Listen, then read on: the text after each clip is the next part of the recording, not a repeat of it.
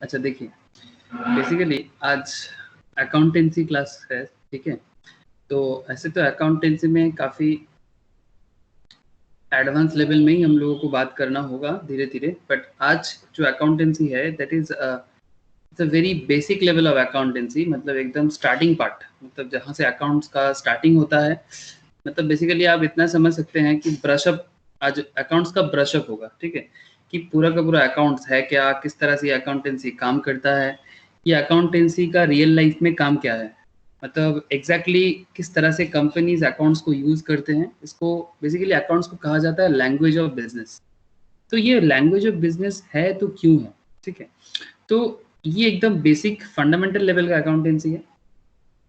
बाकी advance level वो तो एडवांस लेवल में आपको धीरे धीरे बताया जाएगा, लेकिन पहले ना मैं थोड़ा चाहता हूँ कि आप सबका जो बेसिक लेवल है उसके, क्योंकि यहाँ से काफ़ी अगर हम एग्जाम ओरिएंटेड मैटर में बात करें, जिनका एग्जाम है उनके केस में एमसीक्यूज वगैरह थ्योरेटिकल क्वेश्चंस काफ़ी पूछता है। तो बेसिक बहुत वाइटल होता है किसी भी सब्जेक्ट का, क्योंकि किसी भी सब्जेक्ट का वो पिलर होता है।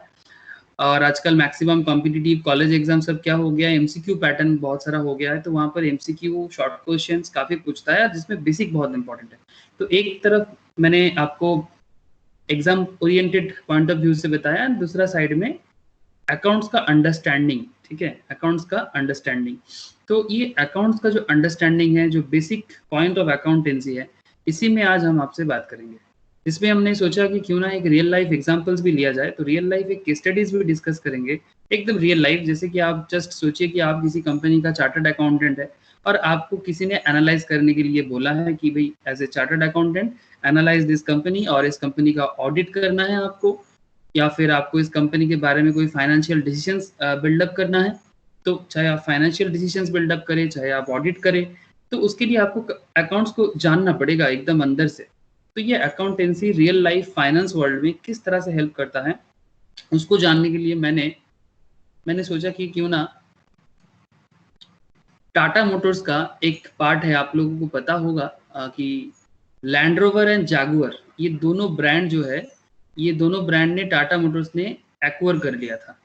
ये पहले इंग्लैंड का एक बहुत फेमस ब्रांड था Land Rover and Jaguar, and बाद में Ratan Tata, the current owner of the Tata group, owner भी बोल सकते हैं, करेंटली चेयरमैन पोस्ट में तो वो है नहीं क्योंकि रिटायर कर चुके हैं, लेकिन पूरा का पूरा कंट्रोलिंग अभी भी उनके हाथ में है। एक काफ़ी चैलेंजिंग वे से पहले तो टाटा मोटर्स बिकने के सिचुएशंस पे आ चुका था। फिर मतलब वो एक्चुअली जैगुआर और लैंड रोवर के पास ही गया था कि वो टाटा मोटर को एक्वायर कर ले, लेकिन लैंड रोवर जैगुआर उनको एक्वायर नहीं किया था, मतलब उसको खरीदा नहीं था। टाटा मोटर्स को बहुत ज़्यादा पैसा का ज़रूरत था, तो उन्होंने सोचा था कि क्यों ना टाटा मोटर्स को सेल करके उनको कुछ पैसा वापस मिल जाए, और थोड़ा उनका जो डेब्ट बार्डन है, जो लोन का बार्डन है, वो थोड़ा सा वो अपने बिजनेस के लिए हैंडल कर सके। बट जैगुआर और लैंड रोवर ने बताया था कि टाटा मोटर्स इंडियन कंपनी, इसमें ऐसा क्या वैल्यूएशन है कि इस कंपनी में क्या लिया जाए, मतलब ऐसा क्या इंजीनियरिंग है टाटा मोटर्स के पास, ऐसा तो कुछ दिखता नहीं है। तो काफ़ी चैलेंजिंग सिचुएशंस में टाटा मोटर्स ने ये सिचुएशंस लिया था, बाद में लैंड रोवर एंड जैगुआर को उन्होंने एक्वायर कर लिया था। और उसके बाद अभी land Rover and Jaguar mainly Tata का ही है, मेनली नहीं, पूरा का पूरा टाटा का ही है। तो उसका अकाउंटिंग कुछ सिस्टम देखेंगे, उसका करंट अकाउंटिंग सिस्टम, उसका करंट बिजनेस परफॉर्मेंस देखेंगे, और उसके साथ आपको मैं एकदम बेसिक लेवल, मतलब जो एकदम स्टार्टिंग है, मतलब कोई भी क्लास 11-12 से स्टार्ट करते हैं तो उनको जो सिखाया जाता है वही चीज मैं आपको सिखाने वाला हूँ। लेकिन इसके अंदर आपको बहुत सारा मैटर समझने को मिलेगा, ठीक है, कि एकदम बेसिक लेवल में क्या क्या मैटर हम लोग अकाउंट्स में आज सीखेंगे और जानेंगे। तो चलिए क्यों ना स्टार्ट कर दिया जाए। तो चलिए मैं आपके साथ स्क्रीन शेयर करता हूँ।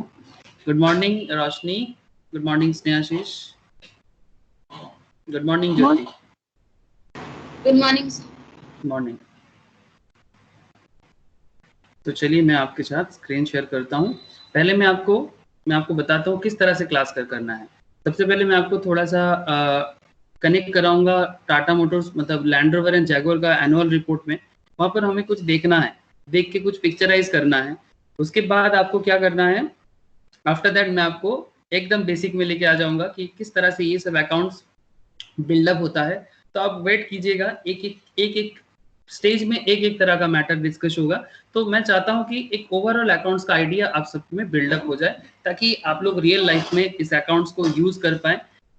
बहुत जरूरी है अकाउंट्स का यूज करना, सिर्फ एग्जाम पास करना ही अकाउंट्स का मोटो नहीं होता है, इसका रियल लाइफ यूज बहुत है।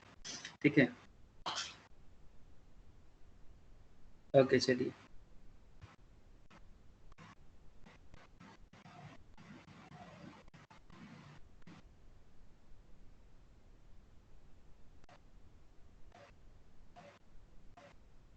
ठीक है, मैंने आपके साथ स्क्रीन तो शेयर कर लिया। तो चलिए, ये मुझे accounts annual report Tata Motors का यहीं से मिला, टाटा मोटर्स के साइट में जाके। यहाँ पर आप देख सकते हैं टाटा मोटर्स के साइट में JLR एनुअल रिपोर्ट 1920, एकदम रिसेंट डेटा है, आप सब कोई देख सकते हैं। JLR मतलब Jaguar land rover annual report 2019-20, जो मैंने ऑलरेडी डाउनलोड करके रखे हैं। ये देखिए, जस्ट आपसे क्लास स्टार्ट करने से पहले मैंने सोचा कि अच्छा होगा एक रियल लाइफ एग्जाम्पल्स उठा के बात करेंगे, तो दैट्स वाई मैंने लिया। तो ये एक्चुअली अकाउंट्स का मेन काम यही होता है कि जब भी हम कोई अकाउंट्स करते हैं ना, मतलब जो चीज़ लास्ट में होता है, मैं वो चीज़ आपको फर्स्ट में बता रहा हूँ। इसलिए बता रहा हूँ कि ताकि मैं आपको पिक्चराइज करा सकूँ कि ये जो आप लोग अकाउंटेंसी बचपन से करते आ रहे हो या फिर सीखना चाहते हो, अकाउंटेंसी को सीख रहे हो, अभी भी कर रहे हो, तो ये अकाउंट्स को जब सीखा जाता है, इसको जब किया जाता है, तो इसका अल्टीमेट डेस्टिनेशन क्या होता है। अगर हमें थोड़ा सा पता चल जाए कि हमें पहुंचना कहाँ है, तो एक सुविधा होता है कि हम ये आइडिया लगा सकते हैं कि हम अकाउंट्स को सीख के करेंगे क्या, what is the objective of learning accountancy, या फिर इसको इतना ज़्यादा इम्पोर्टेंस क्यों देना है। ऐसा थोड़ी ना है कि सिर्फ बैलेंस शीट को टैली करवाना है या फिर प्रॉफिट एंड लॉस अकाउंट को बिल्डअप करना है। That is not just that things. ठीक है, सिर्फ PL और balance sheet is not all about accountancy. Accountancy beyond everything, मतलब बहुत कुछ है इसके अंदर। यहाँ पर आप ये लैंड रोवर जैगुआर देख के एकदम ख्याली पकाओ, मतलब दुनिया में मत चले जाना कि मेरे पास भी एक होता। हाँ, हो जाएगा, अगर है तो बहुत अच्छा है, नहीं है तो जरूर हो जाएगा। तो बेसिकली ये एनुअल रिपोर्ट है, आप यहाँ देख सकते हैं 2019-20 का। ठीक है, और यहाँ पर आप ये भी देख सकते हैं, ये देखिए जैगुआर एंड लैंड रोवर। तो ये बेसिकली मैं आपको ख्याली पुलाव बनाने के लिए नहीं दिखा रहा हूँ। क्या आप सबको स्क्रीन में दिख रहा है? मैं थोड़ा सा जूम कर रहा हूँ। तो यहाँ पर आप देख सकते हैं कि ये एक एनुअल रिपोर्ट है। जो annual report basically company level में चार्टर्ड अकाउंटेंट, कॉस्ट अकाउंटेंट, जो प्रोफेशनल्स होते हैं, यही मेनली प्रिपेयर करते हैं। तो इनको प्रिपेयर करने के पीछे का मेन रीजन जो होता है, इसमें पूरा कंपनी का ओवरव्यू होता है, हर साल कंपनी कैसा परफॉर्म करता है वो होता है। तो annual report basically accounts report के बेसिस में ही बनाया जाता है, लेकिन जिसमें अकाउंट्स के साथ साथ बाकी मैटर भी होता है। जैसे यहाँ पर आप देख सकते हैं अकाउंट्स रिपोर्ट के साथ साथ स्ट्रेटेजिक रिपोर्ट है, डायरेक्टर्स रिपोर्ट है, लेकिन most important thing that is financial statements. हमें जो चाहिए वो है फाइनेंशियल स्टेटमेंट। मैं आपको बस इतना दिखाना, मैं अभी आपको पूरा का पूरा यही रिपोर्ट आपको, जब आप पूरा अकाउंटेंसी सीख जाएंगे ना, जब पूरा अकाउंटेंसी आप सीख जाएंगे, तब आपको ये रिपोर्ट रीड करना होगा। ठीक है, जो लोग शेयर मार्केट में इन्वेस्टमेंट करते हैं, जो लोग बिजनेस को डेवलप करते हैं, एज ए एंटरप्रेन्योर जो बिजनेस बनाते हैं, तो उनके लिए अकाउंट्स को रीड करना, या फिर जब किसी शेयर में इन्वेस्ट करना होता है, म्यूचुअल फंड में इन्वेस्ट करना होता है, तो ये सब पॉइंट ऑफ व्यू में अकाउंट्स का बहुत बड़ा रोल प्लेइंग होता है। एज ए क्रेडिटर अगर आप किसी कंपनी को लोन प्रोवाइड करते हो, या फिर एज ए मैनेजर अगर आप किसी बैंक में नौकरी करते हो, अगर चीफ एग्जीक्यूटिव मतलब चीफ अकाउंटेंट के हिसाब से अगर आप किसी कंपनी के लिए जॉब करते हो, तो आपको मेनली यही सब बिल्डअप करना होता है। ठीक है, तो मैं आपको बस इतना बताना चाहता हूँ कि कितना सारा काम as an accountant, as a cost accountant, as a chartered accountant, ठीक है, मेनली जो करना होता है वही लोग इसको मतलब लीडरशिप लेके करते हैं। जो normal BCom MCom pass out होते हैं, उनको इनके साथ करना पड़ता है, जैसे नॉर्मल सिनारियो। लेकिन बेसिकली ये कोई भी कर सकता है, बट हाँ, कुछ ऑथराइज पावर आ जाए तो और मजा आ जाता है। बट पॉइंट क्या है? पॉइंट इज दैट कि ये जो रिपोर्ट है, जो एनुअल रिपोर्ट मैं आपके सामने अभी रखा हूँ, ये एनुअल रिपोर्ट से हमें आपको फाइनेंशियल स्टेटमेंट को थोड़ा सा दिखाना है।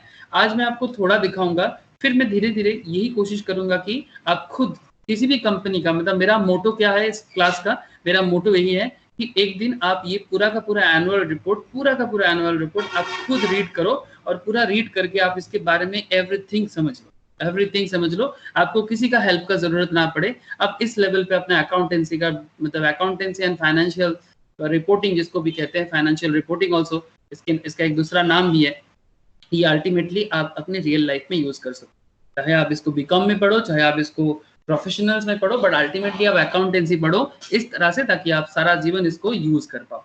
ठीक है,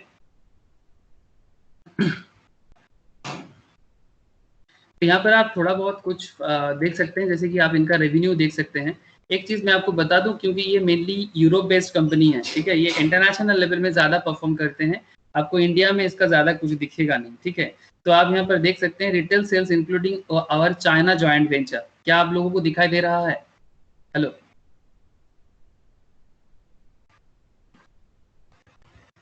क्या सब कुछ स्क्रीन में ये जो मैं पता?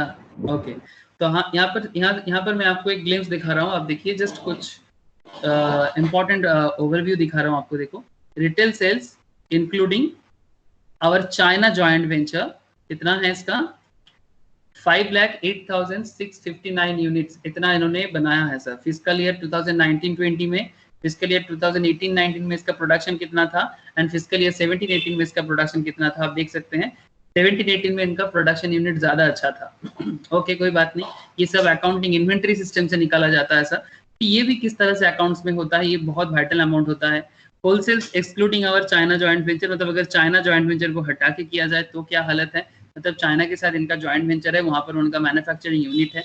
इनका रेवेन्यू आप देख सकते हो कि पाउंड में है, क्या आप लोग देख पा रहे हो? ये पाउंड का साइन है, ठीक है, जैसे डॉलर होता है, रुपीज होता है, ये पाउंड में है, बिकॉज ये मैक्सिमम यूरोपियन रीजन में अपना बिजनेस को बनाते हैं, दैट्स वाई ये अपना रिपोर्ट को ना पाउंड में बताते हैं, ठीक है। 1 पाउंड इक्वल्स टू कितना है आपको पता है क्या? आई थिंक 90 के आसपास होगा। 1 पाउंड इक्वल्स टू कितना है? UK pound, 1 UK pound to INR, ये 90 बोला आपको, 93.78 इंडियन रुपी एक पाउंड का। जैसे डॉलर का होता है ना, $1 इक्वल्स टू 73-74 के आसपास चल रहा है, in similar fashion 1 UK pound equals to मतलब 93.78 इंडियन रुपी। ये सब सारा का सारा चीज आपको जानना पड़ेगा, बिकॉज एनुअल रिपोर्ट जब बनाया जाता है इंटरनेशनल बेसिस में, जब अकाउंट्स रिपोर्ट बनाए जाते हैं इंटरनेशनल बेसिस में, तब डिपेंड करता है कि आपका बिजनेस कहाँ है। अगर इंटरनेशनल लेवल का बिजनेस है तो जिस कंट्री में आपका बिजनेस का ज्यादा है ग्रोथ, उसी ऊपर डिपेंड करके आपको अपना एनुअल रिपोर्ट बिल्डअप करना होता है। लेकिन ये कंपनी कहाँ का है? टाटा का ही है, या आप सबको पता है कि ये टाटा मोटर्स का है। तो यहाँ पर आप देख सकते हैं कि कंपनी का प्रॉफिट देख सकते हैं आप, प्रॉफिट एंड लॉस, क्या आपको दिखाई दे रहा है? Just look at here, this is the company का प्रॉफिट एंड लॉस। 0.4 बिलियन ये लॉस में है सर, आप देख सकते हैं यहाँ पर कंपनी का 0.4 बिलियन पाउंड का लॉस है। फिजिकल ईयर 19-20 में कंपनी का 0.4 बिलियन का लॉस है। एंड ये लॉस कैसे पता चलेगा? ब्रैकेट में है, ब्रैकेट मतलब नेगेटिव, ठीक है, ब्रैकेट मतलब नेगेटिव। ये सारा का सारा चीज मैं आपको धीरे धीरे बताऊंगा। एंड फिजिकल ईयर 18-19 में है 3.6 बिलियन का नेगेटिव। तो ये है लैंड रोवर जैगुआर का करंट फाइनेंशियल कंडीशंस। सर किसी कंपनी में अगर चल रहा है कि सर ये तो लॉस में है, हाँ, इतना बड़ा कंपनी कैसे लॉस में जा सकता है? वही तो ना, अकाउंटेंसी रीड करके आपको यही तो सीखना है कि बड़ा हो या छोटा फर्क नहीं पड़ता, ठीक है, आपको अकाउंट से ही पता चलता है बिजनेस का scenario. As a commerce professional, commerce के स्टूडेंट्स होने के नाते ये सब चीजें आपको धीरे धीरे समझना पड़ेगा। यहाँ पर आप और एक अकाउंटिंग इन्फॉर्मेशन देख सकते हैं, बहुत वाइटल एक अकाउंटिंग इन्फॉर्मेशन यहाँ है, देखिए ऑपरेटिंग कैश फ्लो। आप लोग कैश फ्लो स्टेटमेंट करते हैं ना, ये कैश फ्लो स्टेटमेंट भी आपको मैं सिखाऊंगा बेसिक में ही। ये operating cash flow before investment, ये जो कैश फ्लो है मतलब बिजनेस में कितना कैश का फ्लो चल रहा है, तो यहाँ पर आप देख सकते हैं रिसेंट ट्रेंड में है 2.6 बिलियन जो 19-20 फिजिकल ईयर का है। 18-19 में 2.5 बिलियन का था, लेकिन 17-18 में कैश का फ्लो बहुत अच्छा था, दैट इज 3.1 बिलियन का। मतलब कहीं ना कहीं इसका बिजनेस में थोड़ा सा स्लोनेस आया है।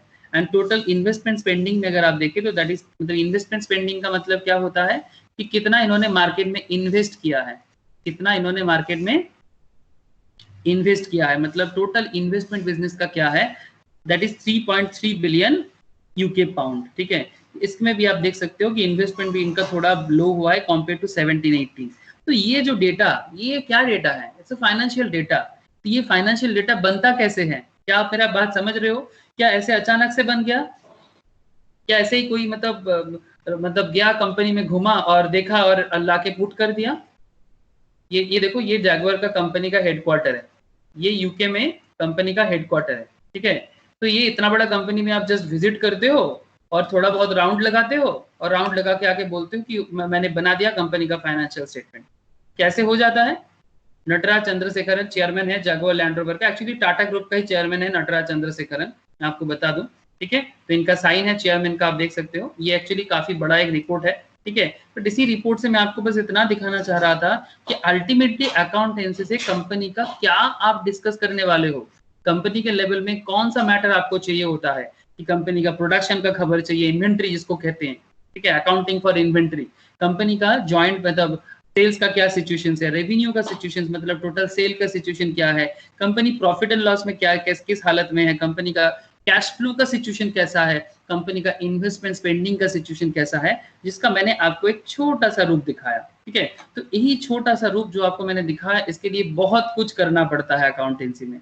तो वही चीज मैं आपको धीरे धीरे सिखाने वाला हूँ, मैं और मैम दोनों आपको वही चीज धीरे धीरे सिखाऊंगा। मैं मेनली आपको बेसिक के ऊपर ज्यादा फोकस करूंगा, ओवरव्यू के ऊपर फोकस कराऊंगा, और मैम का पूरा काम तो रहता है पूरा टेक्निकल एकदम मतलब ओरिजिनल कैलकुलेशन पार्ट में। तो ठीक है, कैलकुलेशन मैं भी आपको सिखाने वाला हूं, बट मेरा फोकस एरिया है बेसिक में।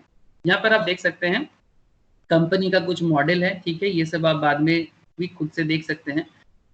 एक इंपॉर्टेंट एरिया मैं आपको एक बार शो कर देना चाहता हूं कि अगर आप यहाँ पर देखें, ये से मॉडल कार मॉडल आपको मेरे से ज्यादा आइडिया होगा, मुझे इतना कार का आइडिया नहीं है, ठीक है, कि कौन सा कार कैसा अच्छा है बुरा है, रियली मुझे इतना आइडिया नहीं है, बट मुझे जिस चीज का आइडिया है वो मैं आपको बताने वाला हूँ। यहाँ पर आप मैप देख सकते हैं, ये मैप से आपको एक आइडिया मिल सकता है कि ये जो लैंड रोवर जैगुआर है ये वर्ल्ड में कौन सा कंट्री में ज्यादा बिजनेस करता है। यहाँ पर आप देख सकते हो ये कंट्री का मैप आपको पता है, ये एक्चुअली अमेरिका है, यूएसए है, यूनाइटेड स्टेट्स ऑफ अमेरिका। आप देख सकते हैं यहाँ पर नॉर्थ अमेरिका लिखा हुआ है, ठीक है। तो नॉर्थ अमेरिका में इसका काफी अच्छा बिजनेस चलता है, दैट इज 25.4% बिजनेस है इनका, ईयर ऑन ईयर चेंज है, मतलब टोटल जो रिटेल सेल्स करता है जैगुआर एंड लैंड रोवर, इसका 25% सेल यूएस में करता है, ईयर ऑन ईयर 7.5% का चेंज है यहाँ पर, पॉजिटिव चेंज। 21% ही यूरोप में करता है, ये आप देख सकते हैं, दिस इज यूरोप।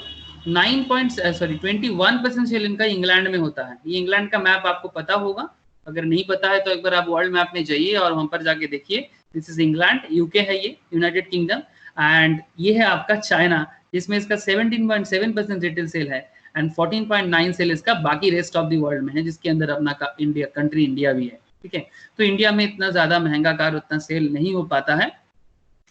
तो ये है आपको मैंने बताया जैगुआर लैंड रोवर का सिचुएशंस। जैसे यहाँ पर आप देख सकते हैं 12.1% डिक्रीज इन ईयर, मतलब ये जैगुआर लैंड रोवर का टोटल कार का रिटेल सेल कम हुआ है 12% के लास्ट एक साल में। तो ये क्या, ये जो मैं इतना सारा डेटा आपको एनालाइज करके बता रहा हूँ, ये किस बेसिस में बता रहा हूँ जानते हैं? क्योंकि इसके लिए कंपनी ने अपना एनुअल अकाउंट्स बना के रखे हैं। तो चलो मैं आपको थोड़ा एनुअल अकाउंट्स में एक बार आपको लेके चलता हूँ। ये टोटल रिपोर्ट है, कंपनी में जब इन्वेस्ट किया जाता है, कंपनी को बिजनेस को जो डेवलप करते हैं, जो कंपनी का अकाउंट्स का यूजर्स है, वो लोग ये सब चीज यूज करते हैं और फिर ये सब डेटा को कैलकुलेट करते हैं। ये देख सकते हैं आप फाइनेंशियल स्टेटमेंट, क्या आप सबको थोड़ा दिखाई दे रहा है? थोड़ा जूम कर सकते हैं आप। ये कंपनी का फाइनेंशियल स्टेटमेंट्स है, जिसमें आप देख सकते हैं कंपनी का इनकम स्टेटमेंट, ये है कंपनी का consolidated balance sheet. Income statement अगर आप थोड़ा ध्यान दीजिएगा तो आपको यहाँ पर दिखेगा कंपनी का profit and loss before tax, मतलब टैक्स देने से पहले कंपनी का क्या प्रॉफिट का सिचुएशन है। अगर आप यहाँ देखते हैं तो यहाँ पर देखिए आप कंपनी लॉस में है 2020 में, 469 मिलियन यूके पाउंड का लॉस में है। क्या आप लोग देख पा रहे हैं? लॉस और profit for the year, loss मतलब ये ब्रैकेट में होगा, दैट मींस नेगेटिव है, एंड प्रॉफिट मतलब वो पॉजिटिव में होगा। अगर आप 2018 का डेटा देखें कंपनी का, तो 1114 पाउंड का कंपनी का प्रॉफिट था, 1114 मिलियन पाउंड था, 1114 million pound, 1 million equals to 10 lakh होता है, and 10 million equals to 1 crore होता है, and this is 1114 million pound है, और 1 पाउंड इक्वल्स टू, मैंने आपको अभी बताया, ये सब फॉरेक्स रेट का एक्सचेंज रेट है, ये भी एक तरह का एजुकेशनल पैटर्न में अंदर आता है, फॉरेक्स डेटा को चेंज करके इंटरनेशनल करेंसी के साथ कन्वर्ट करना। तो 1114 मिलियन डॉलर का बिजनेस, पाउंड का बिजनेस इन्होंने प्रॉफिट किया था 18 में, फिर 3321 का इन्होंने लॉस किया, एंड अभी इस साल लॉस उन्होंने काफी कम किया है, 469 UK pound million UK pound का इन्होंने लॉस दिखा रहा है। तो ये एकदम रिसेंट डेटा है जो रियल मैं कंपनी के साइड से ही निकाल के आपको बता रहा हूँ, कोई मेरे अपने मन मर्जी तो इतना बड़ा डेटा डेवलप नहीं कर सकता। यहाँ पर आप कंपनी का बैलेंस शीट देख सकते हो। अच्छा, एक चीज आप देखो यहाँ पर, ये जो इतना सारा पॉइंट आपको यहाँ दिख रहा है ना, द होल डेटा, बहुत सारा डेटा है यहाँ पर। शायद आपको लग रहा होगा कि इतना सारा डेटा का क्या कार्य करेंगे। एक्चुअली यही तो आपको अकाउंटेंसी में सिखाना है कि कंपनी का रेवेन्यू जो है, इसका मतलब कंपनी का सेल्स है, material and other cost of sales, employ cost, other expense, ठीक है, engineering cost, other income, depreciation, finance income, finance expense, share loss, ये जो सारा का सारा डेटा यहाँ पर है ना, इसी के ऊपर डिपेंड करके कंपनी का प्रॉफिट एंड लॉस आता है। तो इसको किस तरह से यूज किया जाता है, how we can accounts depreciation, how we can accounts engineering cost, how other expense को ट्रीट करना कैसे चाहिए, एम्प्लॉय कॉस्ट को कैसे ट्रीट करना चाहिए, मटेरियल कॉस्ट को कैसे ट्रीट करना चाहिए। तो ये जो अलग अलग ट्रीटमेंट आप यहाँ देख रहे हो, इसी को आप लोग बेसिकली अकाउंट्स में या कॉस्ट अकाउंटिंग में सीखते हो। यहाँ पर आप देखो बैलेंस शीट, जो प्योर अकाउंटिंग का काम है, यहाँ पर आप बैलेंस शीट में देख सकते हो नॉन करेंट एसेट्स, ठीक है, ये क्या है वही तो मुझे आपको बताना है बेसिक में। टोटल नॉन करेंट एसेट कितना है। नॉन करेंट का नॉर्मल मतलब होता है जो एसेट हम लोग लेस देन 1 ईयर के लिए यूज करते हैं, ठीक है। नॉन करेंट मतलब जो बेसिकली फिक्स्ड है, मतलब करेंट नहीं है, ठीक है। करेंट मतलब जो लेस देन 1 ईयर के अंदर जिस एसेट का मोटा मोटी लाइफ खत्म हो जाते हैं, ठीक है। तो ऐसा कंपनी के पास कैसा एसेट है, जैसे कि कंपनी के पास इस तरह का इन्वेस्टमेंट कुछ है, जो कंपनी के एसेट है जो नॉन करेंट है, मतलब फिक्स्ड है, ठीक है। मतलब कंपनी मोर देन 1 ईयर तक उस एसेट को रख सकता है। मैंने शायद फिर से एक बार गलत बता दिया होगा, सॉरी फॉर एवरीथिंग, कि नॉन करेंट का मतलब फिक्स्ड होता है, और फिक्स मतलब जो कंपनी मोर देन 1 ईयर तक एसेट को लंबा खींच सकता है और उसको कहीं ना कहीं अपने बिजनेस से, जैसे कंपनी का फाइनेंशियल एसेट्स है, प्रॉपर्टी प्लांट इक्विपमेंट होता है कंपनी की, जिसको प्लांट एंड मशीनरी भी कहा जाता है, पेंशन एसेट हो सकता है, अदर नॉन करंट एसेट हो सकता है। तो ये सब क्या है, इंटेंजिबल एसेट होता है, जैसे कंपनी का गुडविल, पेटेंट, कॉपीराइट। तो इसको कैसे कैलकुलेशन किया जाता है, ठीक है। करेंट एसेट में जो लेस देन 1 ईयर के अंदर जिसको कंपनी यूज करते हैं, तो अल्टीमेटली कंपनी का टोटल एसेट का सिचुएशन आप यहाँ देख सकते हैं। ये देखिए टोटल एसेट कंपनी का, करेंट एंड नॉन करेंट, मतलब फिक्स्ड एंड करेंट एसेट, जिसको हम लोग ज्यादा पॉपुलरली बोलते हैं अपने स्कूल एंड कॉलेज लेवल में use more than this things की, current assets and fixed assets, इसको ज्यादा यूज करते हैं। नॉन करेंट वाला वर्ड बहुत कम यूज करते हैं। ये कंपनी लेवल में यूज होता है। जब आप कंपनी अकाउंट्स करोगे धीरे धीरे तो आपको और इसका आइडिया लगने वाला है। तो ये जो टोटल एसेट है, ये यहाँ पर आप देख सकते हैं इसका एसेट रेशियो किस तरह से इंक्रीज या डिक्रीज हुआ है। ये देखिए 26,775 का एसेट था, फिर 23,069 मिलियन, सब मिलियन पाउंड में है, मिलियन पाउंड का एसेट हुआ है, मतलब थोड़ा सा कम हुआ है। एंड फिर जाके कंपनी अपना एसेट को थोड़ा इंक्रीज किया है 24,104 मिलियन। सिमिलर पैरामीटर में आप कंपनी का लाइबिलिटी साइड में अगर थोड़ा सा देखिए, थोड़ा आपको मैं भी कैलकुलेशंस तो तब धीरे धीरे बताऊंगा कि ऐसे आपको बैलेंस शीट प्रिपेयर करना है, किस तरह से आप कंपनी लेवल में परफॉर्म कर सकते हो, इंडिविजुअल बिजनेस लेवल में अकाउंट्स की यूज कर सकते हो, सारा का सारा चीज आपको धीरे धीरे मैं बताने वाला हूँ। बट मैं आपको एक ओवरऑल आइडिया देना चाहता हूँ कि कहाँ तक आपको पहुंचना चाहिए, किस लेवल तक आपका अकाउंटेंसी का नॉलेज को डेवलप करना चाहिए। तो यहाँ पर आप करंट लायबिलिटी देखिए। करंट लायबिलिटी मतलब सिमिलर पैटर्न है। करंट लायबिलिटी मतलब जो liability company with in 1 year अपना लायबिलिटी को कंप्लीट करना चाहता है, मतलब वही उसका करंट लायबिलिटी है। मतलब लोन लिया है but with less than 1 year के लिए लोन लिया है। जैसे कि अकाउंट्स पेबल क्या है, शॉर्ट टर्म बोरोइंग क्या है, ठीक है। शॉर्ट टर्म बोरोइंग मतलब जो लेस देन 1 ईयर, मैं आपको बता रहा ना,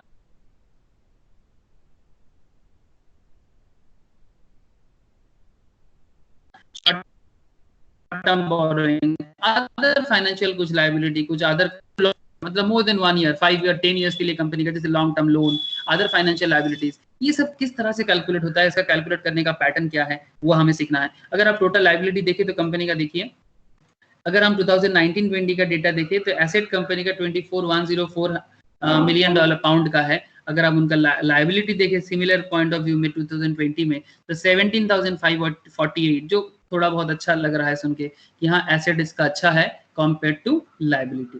तो यही चीज आप बाकी ईयर का भी आप देख सकते हैं कि 18 में तो गजब का था सर, 26,775 मिलियन पाउंड का इनका एसेट था और 16,791 मिलियन पाउंड का इनका सिर्फ लायबिलिटी था। यहाँ पर इक्विटी शेयर होल्डर का डेटा रहता है, आप देख सकते हैं इक्विटी शेयर होल्डर। यहाँ पर एक चीज आपको मैं बताना चाहूंगा, अब यहाँ पर एक चीज देखिए क्या लिखा है, टोटल लायबिलिटीज एंड इक्विटीज। आप एक चीज देख रहे हैं ना, तो इक्विटी एंड लायबिलिटी को एक साइड में क्यों ट्रीट किया जाता है, why equities and liabilities are treated in the same area. क्या इक्विटी और लायबिलिटी सेम होता है? हाँ, it's a big question, seriously I am not joking, because equity को लायबिलिटी साइड में नहीं लिखना चाहिए था नॉर्मल कॉन्सेप्ट में, because equity share holder company का कौन होते हैं, इक्विटी शेयर होल्डर कंपनी का कैपिटल या शेयर होल्डर होता है, मतलब जो कंपनी को कैपिटल देते हैं बिजनेस करने के लिए, तो उसको कंपनी को लायबिलिटी साइड में क्यों लिखना चाहिए। तो ये सब हाँ हेलो। बोलो बोलो बोलो। एक ही रीजन से लिखा जाता है क्योंकि कंपनी का जो प्रॉफिट होता है तो इक्विटी शेयर होल्डर को उसको प्रॉफिट का पार्ट देना होता है, इसलिए कंपनी का एक्सपेंस है, तो वेरी इसलिए वहां पर गुड, लाइबिलिटी होता है। Very very good Sumit. Basically company जो भी बिजनेस करता है उस बिजनेस का रिटर्न अल्टीमेटली जो कंपनी का ट्रू ओनर होता है या इक्विटी शेयर होल्डर होता है उनको देना उनका एक मोरल लायबिलिटी जैसा है। बट इसको किस तरह से ट्रीटमेंट होता है अकाउंटेंसी में, जिसको तो बेसिक लेवल से मुझे आपको सिखाना है, बताना है। तो ये था एक ओवरऑल आपको आइडिया रिगार्डिंग टाटा मोटर्स का, लैंड रोवर एंड जैगुआर का, कि इसको हम लोग अभी सीखेंगे। ठीक है, यही चीज जो आपको एक्चुअली लास्ट में मुझे बताना चाहिए था, मैंने आपको वही चीज फर्स्ट में बताया। फिर जाके मैं आपको धीरे धीरे इसका और डिटेल से, बहुत सारे अकाउंट्स का डिटेल्स यहाँ पर, ये तो कुछ भी नहीं है, ये तो जस्ट आपको मैं ओवरव्यू दिया, आप देख सकते हैं। और भी अकाउंटिंग डेटा यहाँ पर आप देखेंगे, ये देखिए बहुत सारा अकाउंटिंग डेटा, आई थिंक आप लोगों को दिखाई दे रहा है। There are lots of accounting data, तब जाके ये एक बैलेंस शीट पीएल को आप फॉर्म कर सकते हो। ठीक है, तो ये एक लंबा कहानी है। ठीक है, तो क्यों ना इस लंबा कहानी का पार्ट को इतना डरावने वाला बात ना करके इसको एकदम सिंपल वे से स्टार्ट कर दिया जाए। ठीक है, एकदम सिंपल वे से आपको मैं स्टार्ट करना चाहता हूँ। तो चलिए, लैंड रोवर जैगुआर के बारे में तो आपने देखा, लेकिन फिलहाल मैं आपसे डिस्कस करने वाला हूँ एकदम बेसिक बातें। तो चलिए, थोड़ा मेहनत करना होगा। Fundamental of accountancy, basic case studies तो मैंने आपको बता दिया थोड़ा सा। फिर जरूरत के हिसाब से मैं टाटा मोटर्स में फिर से चाहूंगा, आपको जो भी चीज समझाना होगा रियल लाइफ में मैं उसके साथ कनेक्ट करके समझाऊंगा, ताकि आप जो सीखो आज वो आप कल यूज कर पाओ अपने लाइफ में। दैट इज द मेन फंडा। ये आप लोग हर एक क्लास में मैं आपको बताता रहता हूँ कि जो सीखना है उसको रियल में यूज करना है, अदरवाइज सीखने का कोई मतलब नहीं है।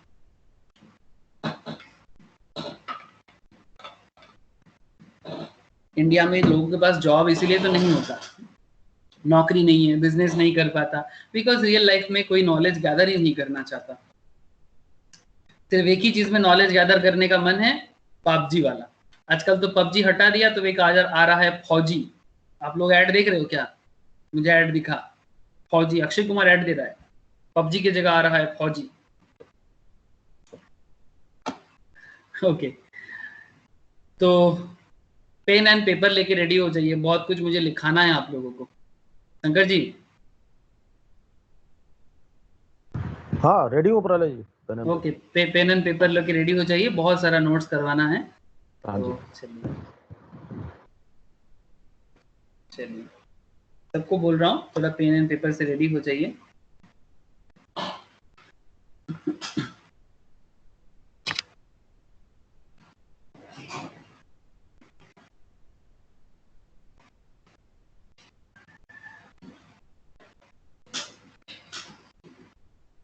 चलिए, कुछ बेसिक नोट्स मैं आपको सिखाने वाला हूँ, ताकि आप धीरे धीरे टाटा मोटर्स जैसे कंपनी का पीएल बैलेंस शीट भी एक दिन बना दो। ठीक है, अगर बना भी ना पाओ तो कम से कम रीड तो कर सको एज ए इन्वेस्टर, और कुछ नहीं चाहिए।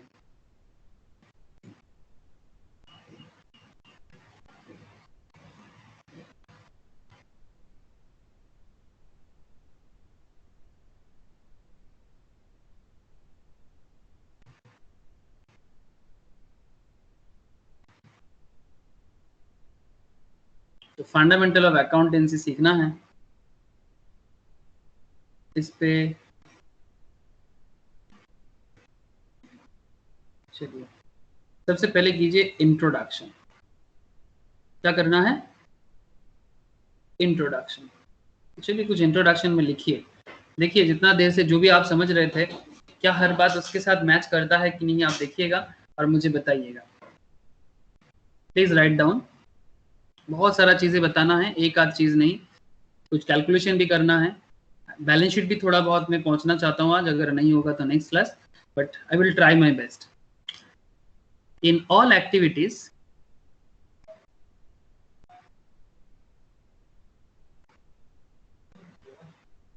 in all activities, whether business activities,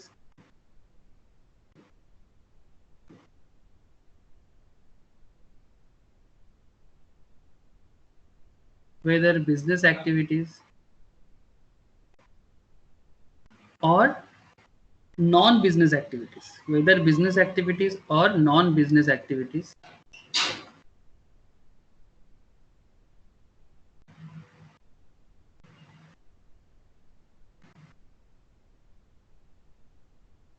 whether business activities और नॉन बिजनेस एक्टिविटीज, इसको ब्रैकेट में क्लोज कर दीजिए। इन ऑल ऑर्गेनाइजेशंस, ये थ्योरी बेस्ड अकाउंट्स का जो पार्ट है उसके ऊपर मैं बात कर रहा हूँ एग्जाम ओरिएंटेड कॉन्सेप्ट में। जो थ्योरी बेस्ड अकाउंटिंग है उसके साथ इसको आप कनेक्ट करा सकते हो, एक्चुअली वही है। यहाँ से काफी सारा थ्योरेटिकल क्वेश्चंस पूछता है एग्जाम में। वेदर बिजनेस एक्टिविटीज और non business activities and in all organizations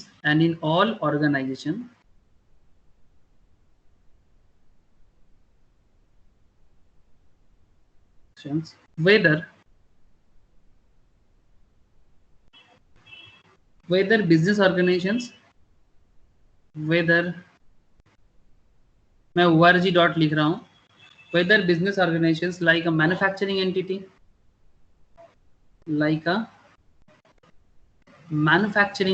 जैसे आपने अभी देखा लैंड रोवर जैगुआर जैसे, वो एक मैन्युफैक्चरिंग एंटिटी है ना। टाटा स्टील भी ऑल्सो देयर, ठीक है। मैक्सिमम टाटा का बिजनेस मैन्युफैक्चरिंग लेवल में ही ज्यादा है, सर्विस लेवल में टीसीएस एक बहुत बड़ा है। But whether the business organisation like a manufacturing entity और ट्रेडिंग एंटिटी, मैं आपको एक चीजों का मतलब बताऊंगा। मैन्युफैक्चरिंग, ट्रेडिंग एंटिटी, एंटिटी का मतलब होता है ऑर्गेनाइजेशंस, एंटिटी का मतलब होता है ऑर्गेनाइजेशंस। वेदर मैन्युफैक्चरिंग एंटिटी और ट्रेडिंग एंटिटी और नॉन बिजनेस ऑर्गेनाइजेशंस, मतलब जो बिजनेस नहीं करता, एनपीओ है, और non business organisations,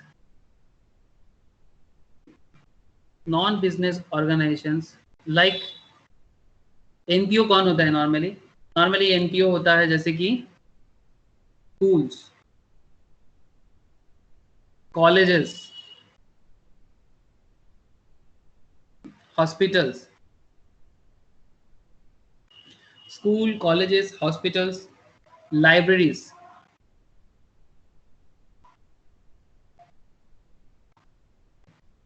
club,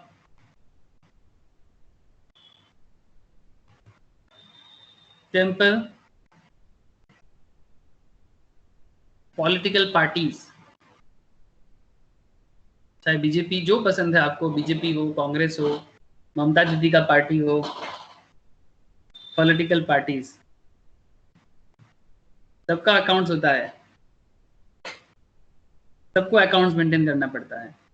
okay, ठीक है, सब आपको धीरे धीरे समझ में आ जाएगा, लेकिन कुछ बेसिक बातें मुझे लिखाना चाहिए आपको, इसलिए मैं आपको लिखा भी रहा हूँ और धीरे धीरे मैं आपको समझाने भी वाला हूँ। तो political parties which require money, देखो जहां जहां पैसा छुपा हुआ है वहां वहां अकाउंटेंसी है। सबको ये जो भी ऑर्गेनाइजेशन मैंने आपको नोट डाउन करवाया, क्या इनका अपना ऑर्गेनाइजेशन चलाने के लिए पैसा का जरूरत है या नहीं है? हाँ ज्योति, जो भी ऑर्गेनाइजेशन मैं आपको नोट डाउन कराया, क्या ये सारा का सारा ऑर्गेनाइजेशन चलाने के लिए आपको पैसा का जरूरत है या नहीं है? Yes sir. यस ना। तो जहां मनी इन्वॉल्व होता है वहां अकाउंट्स का काम हो जाता है। तो विच रिक्वायर मनी,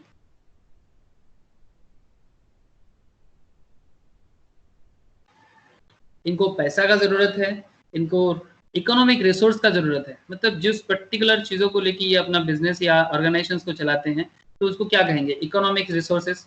तो इनको इकोनॉमिक रिसोर्स चाहिए, जैसे कि टाटा स्टील होगा तो टाटा का आयरन ओर चाहिए स्टील बनाने के लिए, है ना। तो टाटा स्टील आयरन ओर से बनेगा तो वो इकोनॉमिक रिसोर्स है, ठीक है। अगर आईटी इंडस्ट्री बनाते हैं जैसे कि टीसीएस जैसे कंपनी बिल्डअप करता है, तो उनके लिए भी उनको इकोनॉमिक रिसोर्स के तौर पे टेक्नोलॉजिकल गुड्स चाहिए होता है, टेक्नोलॉजिकल ह्यूमन पावर चाहिए होता है। Economic resources, they need economic resources. तो ये सारा का सारा पैटर्न जो भी इनको चाहिए, which require money, economic resources, accounting is required. सबसे इंपॉर्टेंट चीज, अकाउंटिंग इज रिक्वायर्ड। अकाउंट्स तो आपको करना ही पड़ेगा, accounting is required to account for the resources. Account क्यों चाहिए? To account for the resources, to account for the resources. मेरा हैंडराइटिंग उतना अच्छा नहीं है, थोड़ा प्रॉब्लम कर सकता है, तो प्लीज मेरे डिक्टेशंस पे भी थोड़ा ध्यान दीजिएगा। Economic resources, accounting is required to account for the resources. तो कहने का मतलब बहुत सिंपल है कि हम अकाउंटेंसी करते हैं, क्यों करते हैं? बिकॉज आपको अगर अकाउंटिंग करना है तो किस चीज का अकाउंटिंग करना है? रिसोर्स का अकाउंटिंग करना है, जितना सारा रिसोर्स आपको ऑर्गेनाइजेशन पे दिखाना है। अगर मैंने आपको टाटा मोटर्स का इतना सारा चीज दिखा रहा था, लैंड रोवर जैगुआर का, वो इतना सारा चीज किस चीज का कर रहा था? अपने रिसोर्स का ही तो कर रहा था। रिसोर्स बहुत तरह का हो सकता है ना, नेचुरल रिसोर्स जिसको यूज करके बिजनेस को बढ़ा रहा है, अपना ह्यूमन रिसोर्स जिसको यूज करके वो अपना अकाउंट्स वगैरह या टेक्नोलॉजिकल काम करा रहा है। तो बहुत सारा चीजों में उनका रिसोर्स मेंटेन होता है। तो basically to account for the resources. In other words,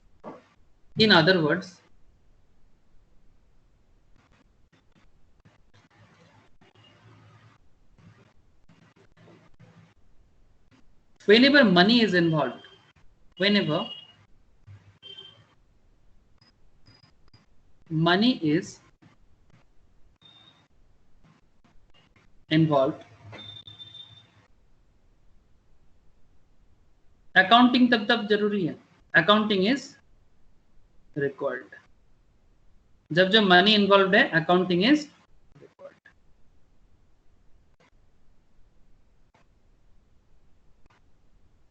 whenever money is involved, accounting is required to account for it, to account for it मतलब उसको हिसाब करने के लिए।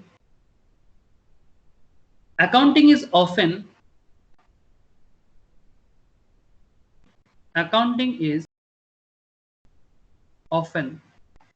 जो भी बोलो, accounting is often called the language of business, called the language of business. Please point to be noted, it's a language of business.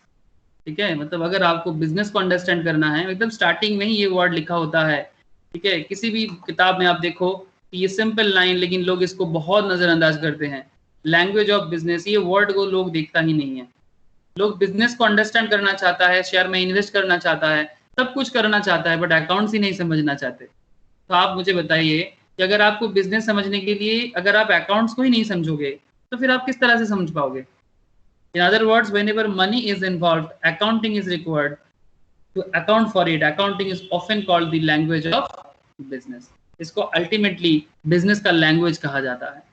इसको अल्टीमेटली बिजनेस का लैंग्वेज कहा जाता है। इसको एक सिंपल सेकंड लाइन में आप लिखिए। अगर जिनका हुआ नहीं है, डोंट वरी, मैं आपको नोट शेयर कर लूंगा। और आप एक चीज कर सकते हो, आप ये कर सकते हो, मैं आपको अभी दिखाता हूँ। जब भी आपको कोई प्रॉब्लम होगा मैं आपको फिर से दिखा दूंगा, या फिर आपको मैं फिर से इसको शेयर कर दूंगा। ये मेरा पीडीएफ बिल्डअप हो जाता है, ऑटो पीडीएफ बिल्डअप हो जाता है मेरा, मैं आपसे शेयर भी कर सकता हूँ। The basic function of any language, हर एक जो भी लैंग्वेज हम लोग यूज करते हैं उसका मेन फंक्शंस क्या है? The basic function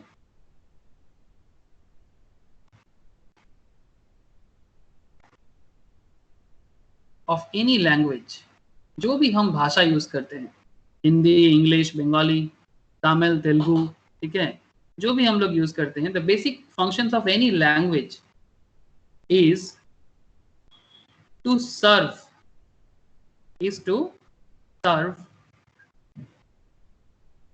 as a means of communications. मतलब ये कम्युनिकेशंस का एक माध्यम है ना, मीन्स ऑफ कम्युनिकेशंस, ताकि हम एक दूसरे का भाषा समझ पाए, एक दूसरे का मन में जो चल रहा है वो हम लोग अंडरस्टैंड कर पाए। तो means of communications accounting exactly वही करता है। Accounting also serve the purpose. I hope आप समझ पा रहे हो, क्योंकि मैंने आपको स्टार्टिंग में ही अकाउंट्स का रियल रूप दिखाया कि अकाउंट्स का एक रियल रूप क्या होता है, बट आपने सिर्फ रूप देखा, बट रूप का बनावटी कैसे होता है। मतलब आपने दुर्गा पूजा में दुर्गा भगवान देखने तो जाओगे, दुर्गा जी को, है ना, अभी आ रहा है, थोड़ा सावधानी में जाना, बिकॉज कोविड का बहुत प्रॉब्लम है। तो कहने का मतलब यही है कि हम लोग कुमारटोली में जाते हैं, जिनके पाड़ा में पूजा होता है, मोहल्ला में पूजा होता है, तो वो क्या करते हैं, वो कुमारटोली में जाके वो मूर्ति लेके आते हैं। हम मूर्ति लेके तो आ जाते हैं, लेकिन क्या मूर्ति बनाना देखते हैं? हम लोग मूर्ति बनाना नहीं देखते। मतलब जो मूर्तकार है, मतलब जो बेसिकली मूर्ति का रूप देते हैं, वो किस तरह से मूर्ति को बना रहा है, उसमें आंख कैसे दे रहा है, ठीक है, ये एक स्पेशल काइंड ऑफ एक्टिविटी है। तो बेसिकली यहाँ पर आप अकाउंट्स देख रहे हो, ये जो मैंने आपको अभी शो किया था, ये आपने ये देखा कि अकाउंटेंसी है, ठीक है, मतलब ये अकाउंटेंसी ने आपको देखा, मतलब बेसिकली आप भगवान का मूर्ति देखा। अगर मैं कंपेयर करूँ 2 मिनट के लिए, भगवान के साथ अकाउंट पे कंपेयर नहीं कर रहा हूँ, मैं आपको बस एक कनेक्शन दे रहा हूँ कि just take it as a example कि आप दुर्गा मूर्ति देख रहे हो, बट दुर्गा मूर्ति का जब आंख दान हुआ था, जब उसको बंगाली में बोलते हैं ना चोखू दान करना, तो चोखू दान हुआ था, तो उसके बारे में आपको नहीं पता, ठीक है, वो एक स्पेशल आर्ट है। तो यहाँ पर आपने ये देख रहे हो कि अकाउंटेंसी हुआ है, बट कैसे बना था यू डोंट नो, तो एक्चुअली वही आपको करना है, बिकॉज आप लोग कॉमर्स के हो। कोई पाल टाइटल के साथ नॉर्मली होता है तो मैक्सिमम केस में मुहूर्तकार होता है, तो बना सकते हो, बट कहने का मतलब यही है कि आप यहाँ पर अकाउंट्स का बनाने वाले बनोगे, ठीक है, कि आप सीरियसली सिर्फ देखने वाले नहीं, आप अकाउंट्स को बना भी सकते हो। इतना आपको नॉलेज गैदर तो मिल ही जाएगा, इतना तो गारंटी है, बट थोड़ा पेशेंस और इंटरेस्ट के साथ आपको सीखना होगा, बैठना होगा। The basic functions of any language is to serve as a means of communication, and accounting serves the purpose for the business. तो अल्टीमेटली ये क्या करता है, जो चीज मैंने आपको इतना देर से मुंह में चिल्ला चिल्ला के बता रहा था, बोल रहा था, वही चीज मैंने आपको यहाँ पर लिख के बताया। फंडामेंटल ऑफ अकाउंटेंसी में this is the introductory part of accountancy in all activities, whether business activities और नॉन बिजनेस एक्टिविटीज, चाहे एक्टिविटी बिजनेस करने लायक हो या नॉन बिजनेस एक्टिविटी हो, ठीक है, मतलब एक्टिविटी बिजनेस एक्टिविटी हो सकता है, एक्टिविटी नॉन बिजनेस एक्टिविटी भी हो सकता है, बिजनेस एक्टिविटी भी हो सकता है, नॉन बिजनेस एक्टिविटीज भी हो सकता है। नॉन बिजनेस एक्टिविटीज मतलब जैसे कि आप समझते हो ना, बहुत सारा लोग चैरिटेबल काम करते हैं जो बिजनेस नहीं करता, जैसे कि मंदिर, ट्रस्ट, ये सब क्या बिजनेस करता है? नहीं। In all organisations, whether business organisations like a manufacturing entity, manufacturing entity मतलब जहां कुछ बनाया जाता है, जैसे कि टाटा स्टील, रिलायंस पेट्रोकेमिकल्स या फिर जैगुआर लैंड रोवर, जो भी आपका आज का केस स्टडीज था।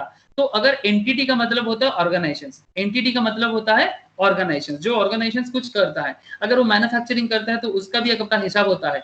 अगर वो ट्रेडिंग करता है, there is a difference between manufacturing and trading. Trading का मतलब होता है बाइंग सेलिंग, ये वर्ड शेयर मार्केट में भी यूज होता है, ट्रेडिंग मार्केट है ना, ट्रेड कर रहा है ऐसा बोला जाता है शेयर मार्केट में। ट्रेडिंग का बेसिक मतलब होता है बाइंग सेलिंग। ट्रेडिंग का अगर मैं आपको सिंपल मतलब बताऊं कि अगर आप लोग अपने पाड़ा में कोई दुकानदार देखते हो जो क्या करता है, सपोज मानो कोई साड़ी डीलर है इन योर पाड़ा, साड़ी डीलर वो क्या करता है, साड़ी कहाँ से लाता है, कोई आइडिया? सर एक आइडिया तो सिंपल हम लोग बना सकते हैं ना, बड़ा बाजार तो है ही अपना कलकत्ता का, बड़ा बाजार जो एशिया का one of the biggest market है एशिया का, ठीक है, एशिया का आई थिंक सेकंड या थर्ड लार्जेस्ट होलसेल मार्केट होगा एक टाइम पे। तो हेलो, वहां से हाँ बोलो। मैन्युफैक्चरिंग यहाँ पे तो कॉटन का नदिया डिस्ट्रिक्ट, हाँ कपड़ा का बोल सकते हो, नदिया है, बहुत सारा है, ठीक है, फुलिया का है, बहुत सारा है, कोई अपने वेस्ट बंगाल में बहुत सारा जगह में कपड़ा बनाया जाता है, ठीक है। ऐसे कपड़ा का बहुत सारा जगह हावल है कि जो सिल्क का कपड़ा बनता है, साउथ इंडिया में बनता है सिल्क, भागलपुर में बनता है भागलपुरी सिल्क, मटका बोल के एक मटका सिल्क होता है, बनारस में बनारसी बनता है, मतलब वहाँ का मेन कारीगर होते हैं। या फिर आप कोलकाता में जो तांत का साड़ी होता है, ठीक है, फुलिया का तांत बोलता है, जो नोडिया में तो बोल रहा है, ठीक है। फिर आपका है मुझे बिहार में एक जगह है, मुझे जगह का नाम याद नहीं आ रहा है, वो भी एक फेमस एक कारीगरी है बिहार में, गोल गोल होता है, चांदेरी बोल के एक जगह है, चांदेरी का चांदेरी वर्क होता है, जो आई थिंक लड़की लोगों को पता होगा। प्रिया कोई आइडिया है? चांदेरी बोल के, चांदेरी एक होता है, डिजाइनिंग होता है, सलवार में पहना जाता है, साड़ीज में होता है चांदेरी वर्क। रोशनी जानी?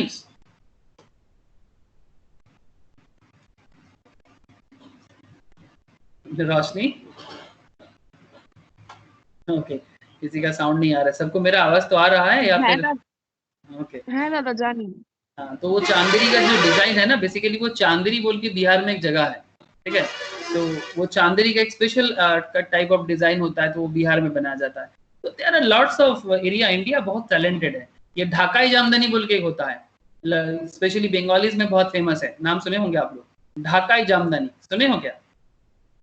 लड़की लोग माँ से पूछना, ठीक है, जामदानी जो है, हाँ, ये ढाकाई जामदानी ढाका का मैन्युफैक्चरिंग मेनली है, दैट्स व्हाई ढाका, ढाका बांग्लादेश का, ठीक है। तो ये होता है ढाकाई जामदानी का एरिया। तो अलग अलग एरिया में साड़ीज बनता है। मैं ये सब चीज कहाँ से सुना, ये घर में माँ बहन लोग ये लोग साड़ी लेके कभी कभी डील करता है ना, तो ये लोग साड़ी लेके आते हैं पहनते हैं, तो मैं उनसे नाम सुनता हूँ ये क्या है, कहाँ बनाया जाता है, इसका नाम ऐसा क्यों है, तो मैं ढूंढता हूँ। ये अपना बांकुड़ा बिष्णुपुर में एक बहुत फेमस कारीगरी है, किसी को आइडिया है? बांकुड़ा बिष्णुपुर में क्या नाम है? मुझे साड़ी का नाम याद नहीं आ रहा है, कोई मुझे बताओगे? अपने वेस्ट बंगाल में ही बांकुड़ा बिष्णुपुर एरिया में होता है। रोशनी बताना मुझे थोड़ा। भूले যাচ্ছি আমিও, তো খুব ফেমাস। बहुत फेमस है, मतलब मिनिमम स्टार्टिंग साड़ी का दाम होता है 15,000 मिनिमम ओरिजिनल लेना है, जिसमें पूरा रामायण महाभारत जो है ना, रामायण का कहानी महाभारत का कहानी पूरा साड़ी के अंदर होता है। सीरियसली पूरा साड़ी के अंदर होता है, मुझे नाम अभी याद नहीं आ रहा है। विष्णुपुर में होता है, बांकुड़ा विष्णुपुर में। वहां पर टूरिस्ट भी है, उसके ऊपर काफी मैन्युफैक्चरिंग हब भी है, और उसके साथ उसके ऊपर टूरिस्ट मेला भी बैठता है। याद आएगा तो मुझे जरूर बताना। विष्णुपुर का जो साड़ी है, एक्चुअली रेगुलर मैं नाम यूज नहीं करता इसलिए मुझे याद नहीं आ रहा है, बट सीरियसली इट्स ऑसम, मतलब देखने लायक है कि पूरा का पूरा महाभारत साड़ी के अंदर। तो जो भी हो, मैन्युफैक्चरिंग का साड़ी में तो सुमित बात उठाया, तो मुझे लगा कि साड़ी सिर्फ एक नहीं बहुत है, ठीक है, इसलिए मैं नहीं छेड़। ওখানে বিষ্ণুপুরি সিল্ক তো আছে আর हाँ, একটা। नहीं उसका एक नाम है, वही विष्णुपुरी सिल्क तो है, बट उसका एक नाम है जो तू बता रहा है, उसका एक नाम है, मुझे एग्जैक्टली याद नहीं है। सर हाँ बोलो। Baluchari silk. Baluchari, very good. अरे बाप रे, तुमको इतना पता है ये ज्योति।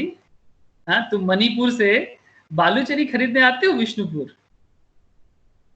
सर गूगल किया। अरे ठीक है, कोई बात नहीं। बालूचरी, ठीक है, थैंक यू। बालूचरी सिल्क, ठीक है, ये जो है ना, ये बहुत गजब का साड़ी है। जो भी हो, तो साड़ी में थोड़ा चर्चा मैंने कर दिया, आप लोगों को थोड़ा अच्छा लग गया होगा। तो बालूचरी सिल्क, ये बालूचरी सिल्क हो, ढकाई हो, जामदानी हो, मुस्लिन कपड़ा होता था, आजकल तो इतना बनता नहीं है। मुस्लिन आपने नाम सुना होगा, ब्रिटिश लोग बना के लेके जाता था, और जो मुस्लिन का कारीगर थे उनका उंगली काट दिया था सर। अगर हिस्ट्री में थोड़ा झांकोगे तो बहुत कुछ पता चलेगा। দাদা এখনো আছে মসলিন। हाँ, अभी भी है, लेकिन वो जो पहले का क्वालिटी था ना, वो मॉस्टलिन आज नहीं है।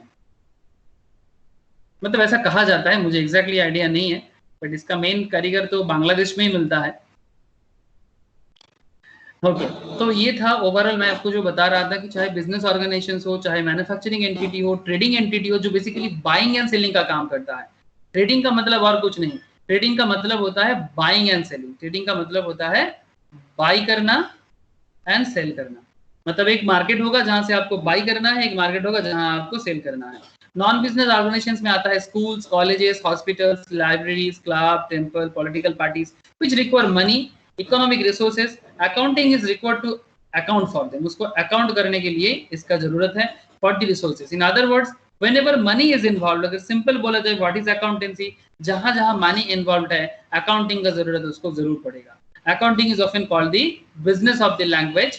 The basic function of any language is to serve as a means of communication. Accounting also serves the purpose for the business. I hope कि यहाँ तक आपको जो भी मैंने इंट्रोडक्शंस में बताया, ये एकदम आपको क्लियर है। क्लियर है कि नहीं है, मुझे थोड़ा बताइएगा। शंकर जी? হ্যাঁ দাদা। ओके, हाँ क्लियर है। ओके, तो ठीक है, अभी और थोड़ा कॉम्प्लेक्स मैटर में धीरे धीरे बिल्डअप करते हैं। थोड़ा और कॉम्प्लेक्स में मुझे और एक जन के बारे में आपको बताना चाहिए। जब अकाउंटेंसी सीख ही रहे हैं तो क्यों ना इनके बारे में नहीं बोलेंगे तो अकाउंट्स रूट जाएगा। ये कौन है? ये है AICPA। आज हम लोग अगर वर्ल्ड लेवल में जो भी कुछ कर रहे हैं ना, तो इसके कारण अकाउंटिंग सिस्टम में AICPA एक बहुत गजब का काम करता है। AICPA मतलब American institute of certified public accountant, India में institute of chartered accountants of India. तो एक ट्रेडिशनल डेफिनेशन आप लिखिए थोड़ा सा।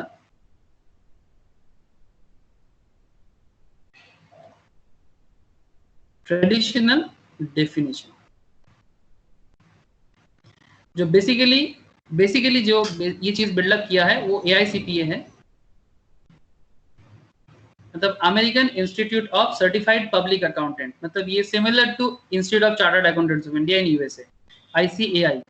Institute of chartered accountants of India है, मतलब जो इंडियन CA जैसे बनता है वैसे ही अमेरिकन CPA बनता है। इन्होंने ट्रेडिशनल एक डेफिनेशन दिया है अकाउंट के बारे में। डेफिनेशन उन्होंने कुछ ऐसा दिया, accounting is the art of, please थोड़ा लिख लीजिए, ये सब चीज आप लोगों का लाइफ लॉन्ग का एसेट हो जाएगा। Accounting is the art of recording, यही चीज आपको मुझे आगे आगे कराना है। Recording, classifying,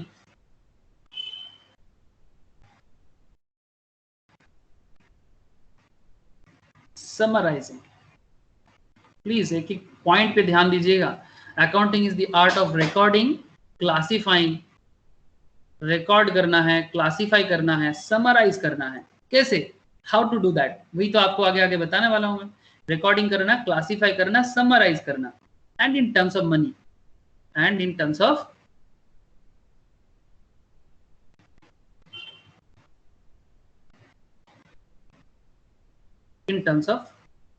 money, and in terms of money. जो भी करना है मनी के ऊपर करना है। Transaction and events, transaction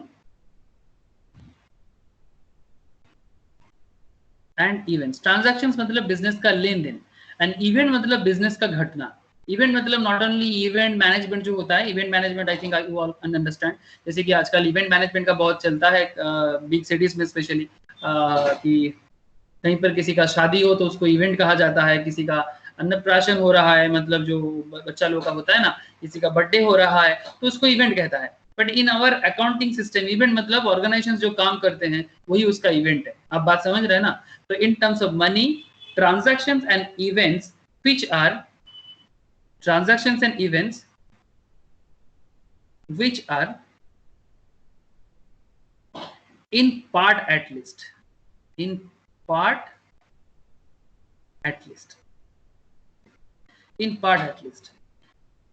of a financial character, मतलब जो भी ट्रांजैक्शन इवेंट होगा जिसका फाइनेंशियल कुछ ना कुछ कैरेक्टर होगा, अगर थोड़ा पार्ट भी फाइनेंशियल कैरेक्टर वाला रहेगा तो उसको अकाउंट्स में बहुत काम है। Financial character and interpreting the result thereof, and interpreting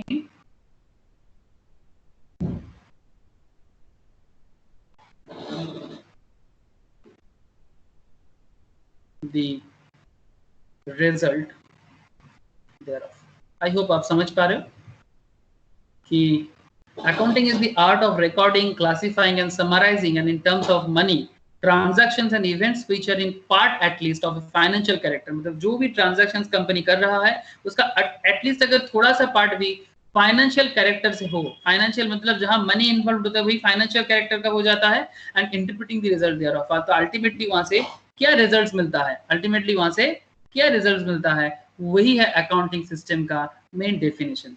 तो ये बेसिकली कहा है AICPA ने, जो एक सिमिलर ऑर्गेनाइजेशन से, जो वर्ल्ड का हाईएस्ट लार्जेस्ट अकाउंटिंग बॉडी है AICPA, एंड वर्ल्ड का ये है फर्स्ट, मतलब वर्ल्ड का लार्जेस्ट फर्स्ट अकाउंटिंग, मतलब फर्स्ट एंड सबसे बड़ा लार्ज अकाउंटिंग बॉडी है ये। And ICAI institute of chartered accountants of India, ये सेकेंड लार्जेस्ट बॉडी है जो इंडिया का प्राइड है, आप मान सकते हैं।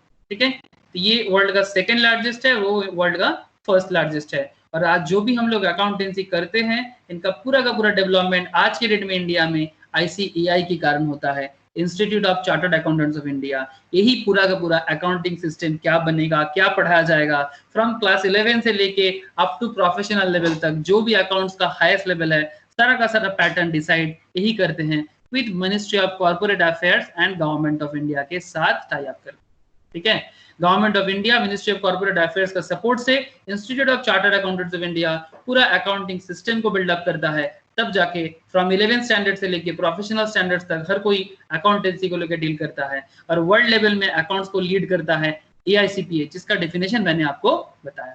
आई होप आपको समझ में आ रहा है ये अकाउंटेंसी जो बनाया जाता है कैसे बनाया जाता है, कौन इसका रखवाला है, कौन इसको देखभाल करता है, किसके कारण हम लोग इसका अपडेशंस लेते हैं। जो लोग चार्टर्ड पढ़ते हो, जो लोग ऑलरेडी मेरे पास हो, अभी करंटली चार्टर्ड अकाउंटिंग कोर्स में हो या कॉस्ट अकाउंटिंग कोर्स में, उनको पता है कि किस तरह से चार्टर्ड लेवल में अमेंडमेंट आता है। अमेंडमेंट के साथ साथ आप लोगों को मैं जो भी अमेंडमेंट आता है मैं आपको बताता रहता हूँ कि इंस्टीट्यूट ने ये अमेंडमेंट लाया, इंस्टीट्यूट ने वो अमेंडमेंट लाया, जो मैं आपको CA के क्लास में ऑब्वियसली बताता हूँ, CA-CMA के क्लास में। तो बेसिकली ये था ट्रेडिशनल डेफिनेशन। अगर आपको मैंने छोटा कर दिया, आप जूम करके बड़ा कर दो अपने फोन में, तो बड़ा हो जाएगा। आप अपना रोटेट ऑन कर दीजिएगा तो वो आप ऑटोमेटिकली इसको जूम ऑन जूम ऑफ कर सकते हैं। तो इजीली आप बढ़ा के कमा के इसको आराम से देख सकते हैं। थोड़ा बहुत दिक्कत होता है स्टार्टिंग में, बट धीरे धीरे ठीक हो जाता है। तो ये था कुछ डेफिनेशंस एंड इंट्रोडक्टरी कुछ पार्ट जो मुझे आपको बताना था। अगर आपने लिखा तो बहुत अच्छा है, अगर नहीं बाई चांस लिख पाए तो स्क्रीनशॉट ले सकते हो, अदरवाइज मैं आपके साथ पीडीएफ शेयर करने वाला हूँ, तो सो चिंता का कोई बात है नहीं। मैं नेक्स्ट पैटर्न में जाता हूँ। तो ये जो मैंने आपको अभी बता रहा था ना, क्लासिफाइंग, इंटरप्रेटिंग, तो यही अकाउंटिंग प्रोसेस कहते हैं इसको। तो इसको आप लोग हेडिंग करना, please make a heading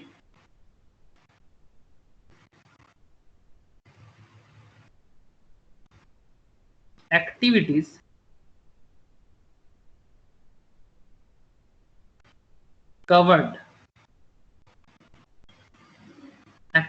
covered under accounting.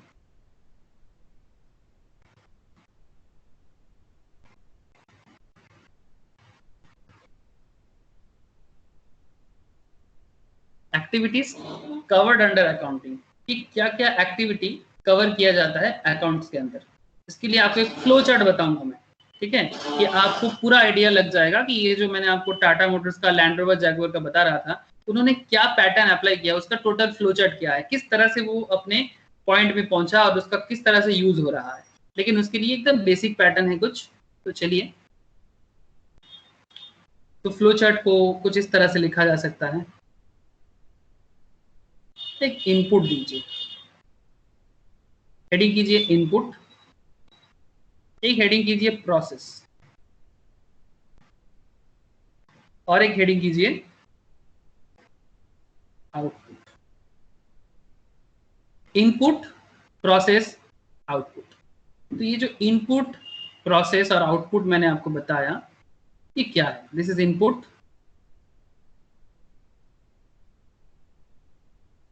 this is process and output. Input, process, output. अब क्या इनपुट होता है, किसको प्रोसेस किया जाता है, किसको आउटपुट में मिलता है, मतलब प्योर अकाउंटिंग मैन्युफैक्चरिंग। आपको समझ में आ रहा है? जैसे एक प्रोडक्ट मैन्युफैक्चर होता है ना, जैसे हम लोग जब खाना पकाते हैं, कोई भी फूड को मैन्युफैक्चर करते हैं, तो क्या करते हैं बेसिकली, फूड को पहले बॉयल करने के लिए मतलब फूड को जुगाड़ करते हैं, फिर उसको धोते हैं। सिंपल चावल पकाना, तो अगर आपको राइस बनाना है तो राइस को क्या करते हैं हम लोग, राइस को धोते हैं, फिर उसको पानी में देते हैं, फिर उसको बॉयल करते हैं, मतलब प्रोसेसिंग में डालते हैं, फिर वो कुछ 120-160 डिग्री टेम्परेचर में वो बॉयल होता है, फिर उसके बाद 180 में बॉयल होता है, फिर उसके बाद उसका आउटपुट होके उसको हम लोग तब क्या बोलते हैं कि चावल पक चुका है, या फिर जिसको बंगाली में हम लोग बोलते हैं भात बन चुका है, और फिर हम लोग भात को खा लेते हैं। तो पहले वो था चाल, फिर हो गया भात। तो चाल से भात बनने का तरीका जैसा है ना, एग्जैक्टली ये अकाउंट्स में भी ना कुछ उसी तरह का मैटर काम करता है, कि जैसे चाल से भात बनता है। तो देखिए, चाल से भात बनने का तरीका अकाउंट्स में कैसे होता है, ये अलग है, ठीक है, इसमें अकाउंटिंग पैटर्न यूज होता है। तो ध्यान से देखिए, इनपुट में क्या दिया जाता है, इनपुट में दिया जाता है economic events measured under financial term। मतलब आप समझ गए, economic events measured under financial term. कोई बात नहीं, अगर अभी नहीं समझ में आ रहा है तो जस्ट वेट कीजिए थोड़ा सा। प्रोसेस में क्या करना होता है, प्रोसेस में हम लोग करते हैं रिकॉर्डिंग। प्रोसेस में रिकॉर्ड कीजिए, सेकेंड बुलेट में क्लासिफाई कीजिए, क्लासिफाइंग। थर्ड बुलेट में समराइज कीजिए, समराइजिंग। फोर्थ बुलेट में एनालाइजिंग। फिफ्थ बुलेट में इंटरप्रेटिंग। तो ये है, इसको कहते हैं अकाउंटिंग प्रोसेस। ये क्वेश्चन आता है कभी कभी कि define accounting process, exam related matter जिनको है उनको बता रहा हूं। इंटरप्रेटिंग, तो आपने क्या क्या सीखा, अकाउंटिंग प्रोसेस सीखा, जिसमें अकाउंटिंग प्रोसेस में क्या किया जाता है, रिकॉर्ड किया जाता है, क्लासिफाई किया जाता है, समराइज किया जाता है, एनालाइज किया जाता है एंड लास्ट में इंटरप्रेट किया जाता है। मैं आपको एक चीज बताता हूँ कि यहाँ पर आपने जब जैगुआर और लैंड रोवर दिख रहे थे, ये बेसिकली मुझे आप बता सकते हैं कि ये आप कौन सा प्रोसेस यूज कर रहे थे? ये जो आपको मैं फाइनेंशियल स्टेटमेंट बता रहा था, यहाँ पर मैंने आपको इनकम स्टेटमेंट बताया, यहाँ पर मैंने आपको बैलेंस शीट बताया, ये बेसिकली आप कौन सा स्टेज पढ़ रहे थे? Analysing, this is analysing, analysing and interpreting, है ना?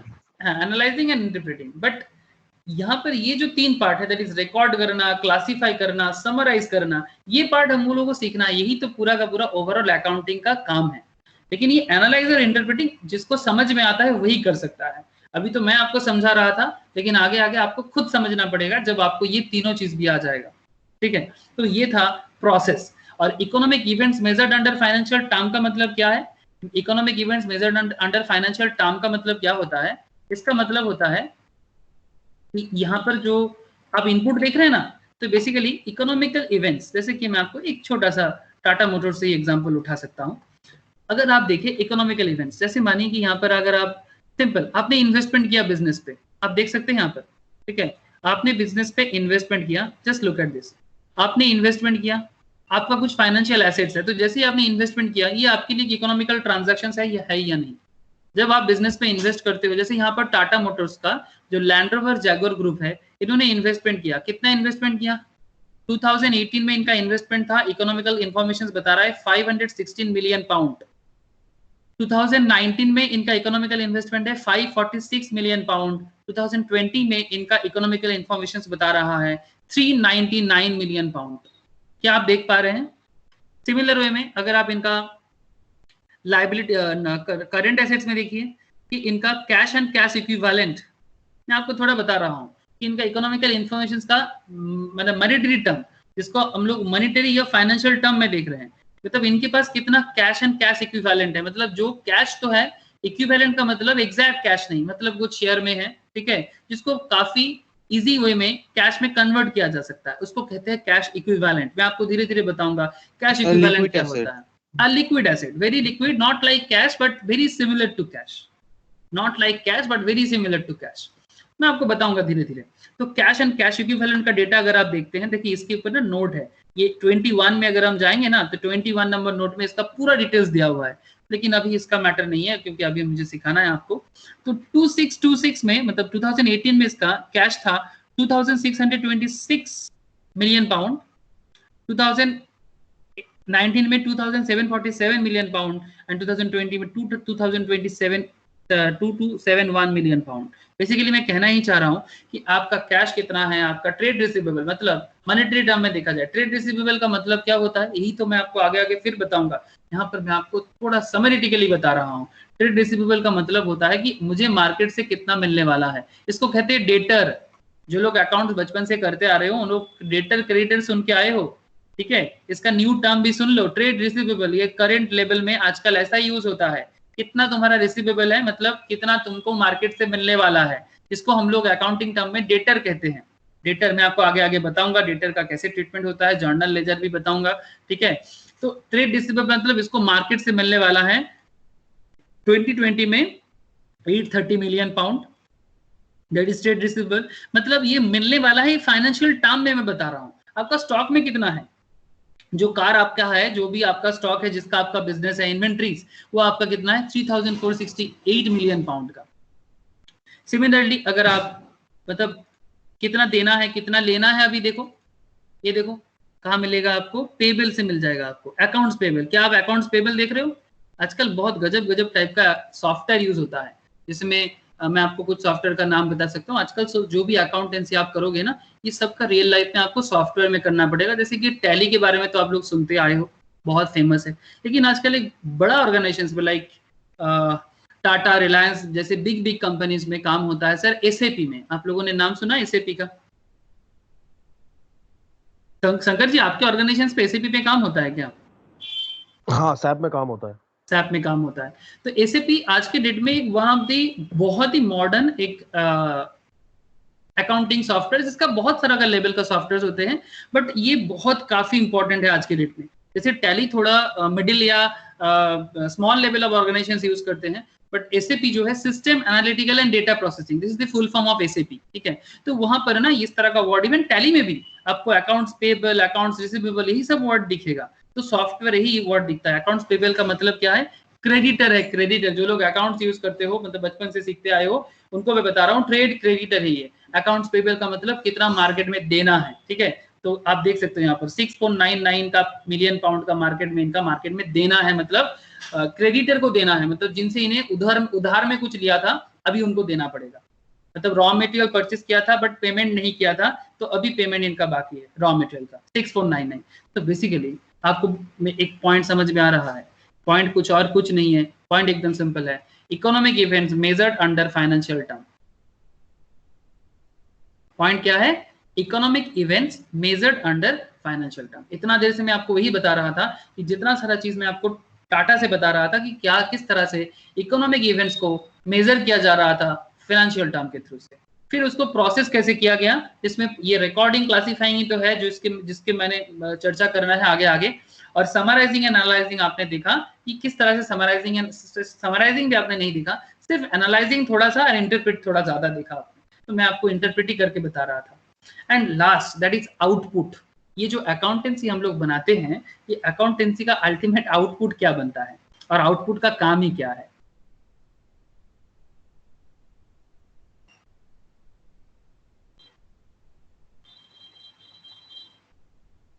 Communicating information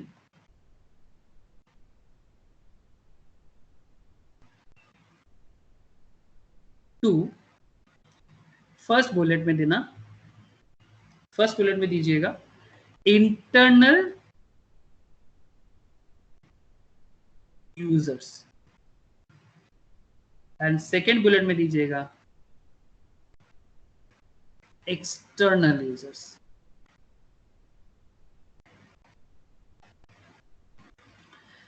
जो भी हम लोग अकाउंटेंसी में बिल्डअप करते हैं, जैसे आपने टाटा मोटर्स का देख रहे हैं, बार बार मैं टाटा मोटर्स का नाम इसलिए ले रहा हूँ बिकॉज आज इनका केस स्टडीज चल रहा है, आज इनका दिन है, इसलिए बार बार नाम आ रहा है लैंड रोवर जैगुआर का। तो ये जो इन्फॉर्मेशन है, ये किसका काम का है, ये क्यों बनाया गया, इसको बनाने के पीछे का ऑब्जेक्टिव क्या है, why they build financial statement, why they build income statement, why they build balance sheet, क्यों बनाया जाता है, बना के क्या होगा, किसको यूज करना है, इसको किसको चाहिए ये इन्फॉर्मेशन, क्या हवा में देना है, क्या सरकार को दिखाना है। हाँ देखो सर, किसको देना होता है, वही उसी का आपको मैं बस बता रहा हूँ। इंटरनल यूजर्स कुछ होते हैं, एक्सटर्नल यूजर्स कुछ होते हैं। अब सवाल है कि ये इंटरनल और एक्सटर्नल कौन होता है। मतलब हम लोग अकाउंटेंसी कर तो लेते हैं, बट आज तक प्रॉपरली यही समझ में नहीं आया कि इसको करेंगे क्या। मतलब वो बंगाली में हम लोग बोलते हैं कि मतलब खाबो ना देखबो। तो बेसिकली अकाउंट्स को ना तो खाना है ना तो देखना है, लेकिन करना क्या है। तो बेसिकली तो इंटरनल यूजर्स जैसे कि मानो डायरेक्टर, जो कंपनी का डायरेक्टर है उनको तो चाहिए ना, जो एम्प्लॉय है वो भी तो अकाउंट्स को देखता है और कंपनी का परफॉर्मेंस देखता है ना। एम्प्लॉय को बताना होता है टॉप लेवल में, तो एम्प्लॉय को देखना होता है, डायरेक्टर को देखना होता है, ठीक है। इंटरनल लेवल में बता रहा हूँ मैं आपको, जो इंटरनल कंपनी के अंदर का जो लोग हैं, ठीक है। तो डायरेक्टर, एम्प्लॉय, ठीक है, जैसे कि मानो चेयरमैन, ठीक है। तो ये जो लोग हैं इनको मेनली, जैसे कि मानो कि टाटा ग्रुप का डेटा को चेयरमैन को तो देखना है, मतलब रतन टाटा का इनके साथ कनेक्शन है कि नहीं रे बाबा, है ना। रतन टाटा जरूर देखेगा, चंद्रशेखर जी जरूर देखेगा। तो एग्जैक्टली डायरेक्टर, एम्प्लॉय, चेयरमैन इनको जरूर चाहिए। एंड एक्सटर्नल लेवल में तो और ज्यादा यूज है इसका, मतलब जो बाहर का लोग है, जो कंपनी का नहीं है। जैसे कि अच्छा, आप इंटरनल और एक्सटर्नल में यहाँ पर आप शेयर होल्डर भी दे सकते हो, equity share holder, equity share holder वाले, ठीक है, जो ऑलरेडी कंपनी का शेयर होल्डर है। बट प्रोबेबल इन्वेस्टर्स, मतलब जो प्रोबेबल इन्वेस्टर मतलब अभी इन्वेस्टमेंट किया नहीं है, करने वाला है, ठीक है। तो मार्केट में शेयर में अभी इन्वेस्ट करने वाला है। जैसे मानो कि इसको हम लोग कह सकते हैं प्रोस्पेक्टिव इन्वेस्टर या फ्यूचर इन्वेस्टर। मतलब प्रोस्पेक्टिव इन्वेस्टर का मतलब होता है फ्यूचर इन्वेस्टर, मतलब आप अभी तक इन्वेस्ट नहीं किए, इन्वेस्ट करने के बारे में सोच रहे हो। क्रेडिटर, क्रेडिटर मतलब जिन्होंने कंपनी को लोन वगैरह दिया है, ठीक है। क्रेडिटर मतलब क्या, जिन्होंने कंपनी को रॉ मटेरियल उधार में दिया है। बैंक वाले, ठीक है, बैंक वाले जिन्होंने कंपनी को बैंक लोन दिया है, बैंक लोन देने के टाइम पे आप देखना कि पूछता है, बैंक जब लोन देता है ना कंपनी को तो बोलता है पीएल बैलेंस शीट लाओ, कंपनी का पूरा पीएल बैलेंस शीट लाओ। जैसे कि मानो अगर अभी टाटा मोटर को लोन चाहिए होता है, तो अगर मानो टाटा मोटर को अगर आज के डेट में लोन चाहिए होता है तो टाटा मोटर को ये सब सबमिट करना होता है बैंक के पास।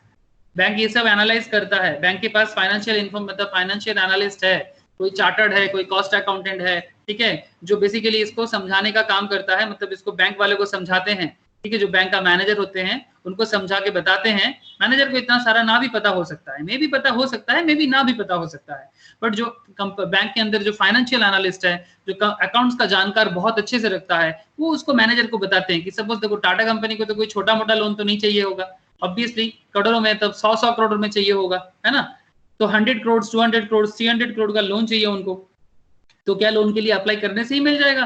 कंपनी उसका पीएल बैलेंस शीट चेक करेगा, कंपनी देखेगा कि सच में ये कंपनी मतलब लोन वर्दी है या नहीं, अदरवाइज नहीं देगा। तो एक्सटर्नल यूजर्स में प्रोस्पेक्टिव इन्वेस्टर्स, क्रेडिटर, बैंक वाले, ठीक है, एंड ऑब्वियसली गवर्नमेंट, सरकार तो अपना टैक्स लेगा ना, सरकार को क्या लेना देना, what is the need of government, या गवर्नमेंट को लेना देना है, क्योंकि टाटा कंपनी जो भी प्रॉफिट करेगा, प्रॉफिट के ऊपर टाटा कंपनी को गवर्नमेंट को टैक्स देना होता है ना सर, हम लोग प्रॉफिट पे टैक्स देते हैं, लॉस पे नहीं, प्लीज ट्राई टू अंडरस्टैंड। ये जो कंपनी का लॉस हुआ है ना, ये लॉस पे टैक्स नहीं देना होता है, प्रॉफिट पे टैक्स देना होता है। तो कंपनी अगर लॉस करता है तो उसके लिए कंपनी कभी टैक्स नहीं देता। हाँ, कंपनी है तो टैक्स फाइल करना पड़ेगा।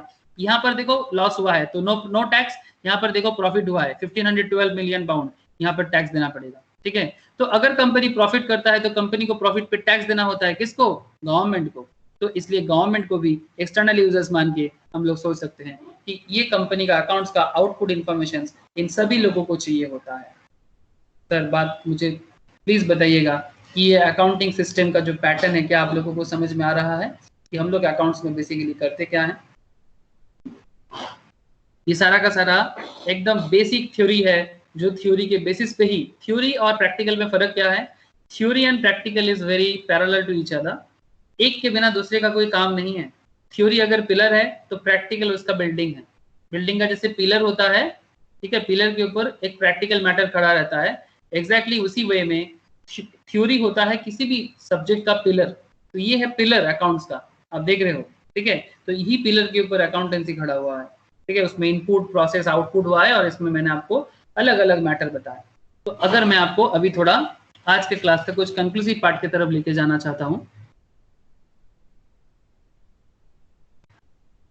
कंक्लूसिव पार्ट में क्या बताना है मुझे आपको,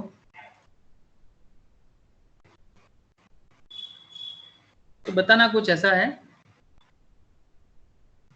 कि अल्टीमेटली आप ये तो लिख लीजिए व्हाट इज अकाउंटेंसी। आपको मैंने अकाउंट्स क्या होता है बताया, अकाउंटिंग क्या होता है बताया, बट आपको मैंने ये नहीं बताया कि अकाउंटेंसी क्या है। तो चलिए लिख लीजिए,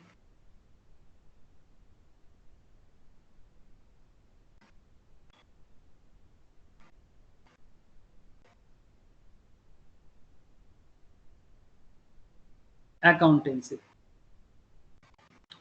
तो अकाउंटेंसी में लिखिए,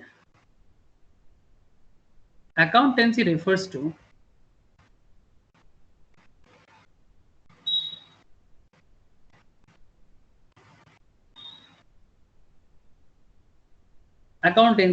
to systematic knowledge,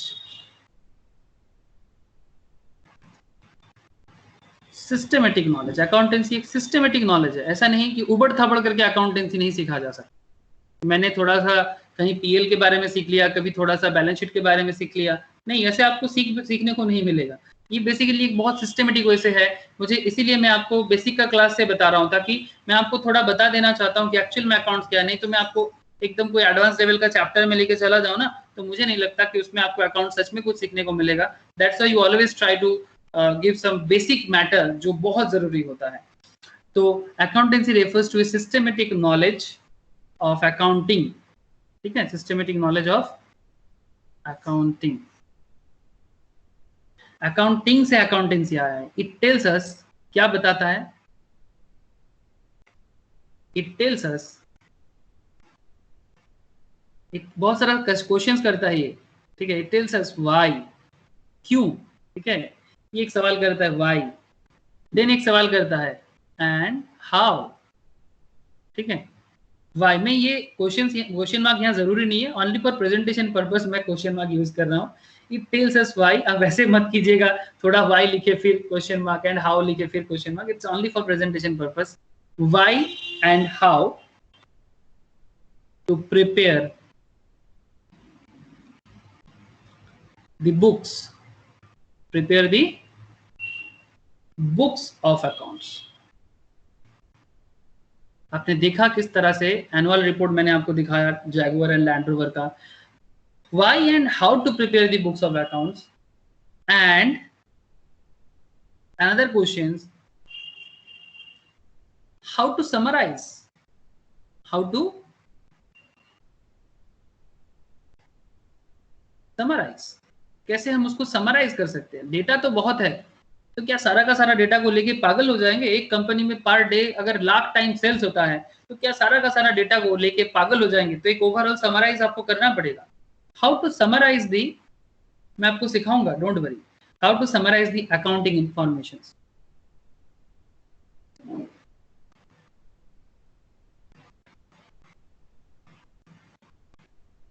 How to summarize the accounting informations and communicate it, क्या it मतलब accounts, to the interested parties। मैंने आपको अभी बताया कि ये अकाउंट्स का जरूरत किसको है, अभी आपको मैंने दिखाया ये अकाउंट्स का जरूरत किसको है, इंटरेस्टेड पार्टीज, जो रात दिन अकाउंट्स को लेके सोचते हैं, सोते हैं, उठते हैं। ठीक है, सीरियसली मैं आपको ऐसा कुछ इंसान के बारे में जरूर बताऊंगा एंड ऑफ द क्लास में कि ऐसा कौन लोग होते हैं जो सारा दिन अकाउंट्स को लेके सोचते हैं, बैठते हैं, उठते हैं। Wait for the date that thing, मैं आपको सच में बताऊंगा कुछ ऐसा लोग हैं, मतलब सीरियसली जो सारा दिन अकाउंट्स को लेके सोचते हैं, उठते हैं, बैठते हैं। ऐसा लोग है जो सच में बहुत रिच है। ठीक है, तो हाउ टू बिकम रिच का भी एक फॉर्मूला आपको आज पता चलेगा कि अगर आप रिच बनना चाहते हैं तो आपको क्या करना होगा और उसके साथ अकाउंट्स का क्या लेना देना। तो प्लीज वेट फॉर दैट। तो इंटरेस्टेड पार्टीज, तो अल्टीमेटली मैंने आपको यही सिखाया कि व्हाट इज अकाउंटेंसी। मैंने आपको जो अभी लिखाया that is what is accountancy. आप देख सकते हैं कि what is accountancy. Accountancy is refers to a systematic knowledge of accounting. It tells us why and how to prepare the books of accounts. Books of accounts मतलब आप समझ रहे हैं, trading, PL, balance sheet, cash flow statement, ये सारा का सारा चीज आपको सिखाना भी पड़ेगा मुझे कि क्या होता है ट्रेडिंग अकाउंट। फाइनल अकाउंट्स बनाने के टाइम पे फाइनल अकाउंट्स पे आपको प्रिपेयर करना पड़ेगा। अलग अलग बिजनेस वाइज अलग अलग है, मतलब अगर एक सोल प्रोप्राइटरशिप बिजनेस है, सोल प्रोप्राइटरशिप मतलब जिसको हम लोग इंडिविजुअल बिजनेस कहते हैं, अगर एक सोल प्रोप्राइटर बिजनेस है तो उसका फाइनल अकाउंट्स अलग बनता है। एक पार्टनरशिप बिजनेस है तो उसका बिजनेस का सिस्टम अलग होता है। एक कंपनी है तो उसका अकाउंटिंग सिस्टम अलग होता है। मैं आपको जानकारी के लिए बताता हूँ, लेकिन ये सारा का सारा डिटेल्स आपको धीरे धीरे पता चलेगा कि सोल प्रोप्राइटरशिप मतलब इंडिविजुअल बिजनेस का अकाउंट्स को कैसे, बुक्स ऑफ अकाउंट्स कैसे प्रिपेयर किया जाता है, एक पार्टनरशिप बिजनेस का बुक्स ऑफ अकाउंट्स कैसे प्रिपेयर किया जाता है, एंड कंपनी का कैसे प्रिपेयर किया जाता है। जो लोग ऑलरेडी इंटर लेवल में हो, सीए सीएस इंटर में, सीएमए इंटर में हो, उनको ऑलरेडी पता है कि किस तरह से होता है। They all know this things. जो लोग थोड़ा बचपन से पढ़ते आ रहे हो, थोड़ा बहुत आइडिया है कि हाँ सर मैंने पढ़ा सोल प्रोप्राइटरशिप का फाइनल अकाउंट्स कैसे होता है, पार्टनरशिप का भी मैंने थोड़ा बहुत किया, इवन मैंने थोड़ा कंपनी भी किया। बट कोई बात नहीं, यही तो चीज बाद में आपको फिर से करना होगा। अगर आपने सब कुछ कर दिया तो क्या आपको, अगर अभी मैं बताऊं कि आप पूरा टाटा कंपनी का मुझे पीएल बैलेंस शीट बना के दिखाओ तो आप तो बहुत कंपनी अकाउंट्स पढ़ लिए, क्या आप कर दोगे? Exactly that is not possible now, मुझे पता है। तो इसका मुश्किल क्या है, तो इसीलिए एक ही चीज बार बार करा के आपको स्ट्रांग बनाया जाता है। 11-12 लेवल में कराया जाता है, ठीक है, फिर यही चीज आपको बीकॉम लेवल में कराया जाता है। अब जब सीए में करने आते हो तो आपको फिर वहां कराया जाता है। तो यही चीज सीख सीख के आप पक जाओगे, तब जाके, मतलब जब आप पूरा दिमाग से पक जाओगे ना, तब जाके आप इस तरह का टाटा मोटर्स जैसा, लैंड रोवर जैगुआर जैसा कंपनी में जाके भी उनका अकाउंट्स प्रिपेयर कर पाओगे। ठीक है, ओके सर, समझ में तो पूरा आ रहा है, वेरी गुड सर, मुझे भी बहुत अच्छा लग रहा है बताने में। लेकिन एक ये जो मैंने आपको भी अकाउंटेंसी बारे में बताया ना, आपको एक ग्राफ ड्रॉ कर लो आप, एक छोटा सा ग्राफ, ठीक है, एक छोटा सा ग्राफ जो बहुत काम का है।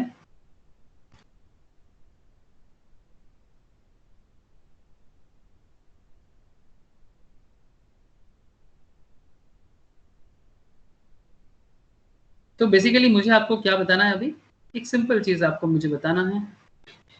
सिंपल चीज क्या है? Relationship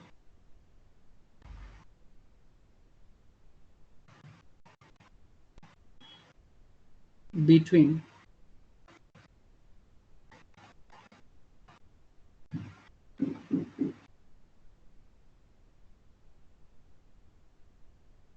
accountancy, accounting and bookkeeping।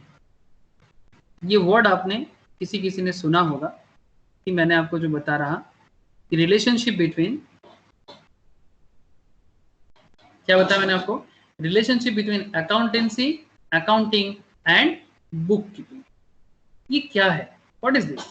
ये relationship between accountancy, accounting and bookkeeping, ये 3 अलग अलग वर्ड है। इसका मतलब मैं आपको एक छोटा ग्राफिकल प्रेजेंटेशन से बताने वाला हूँ। छोटा सा ग्राफिकल प्रेजेंटेशन से ही मैं आपको बताने वाला हूँ। प्लीज ध्यान दीजिएगा, अकाउंटेंसी, अकाउंटिंग एंड बुककीपिंग में क्या फर्क होता है।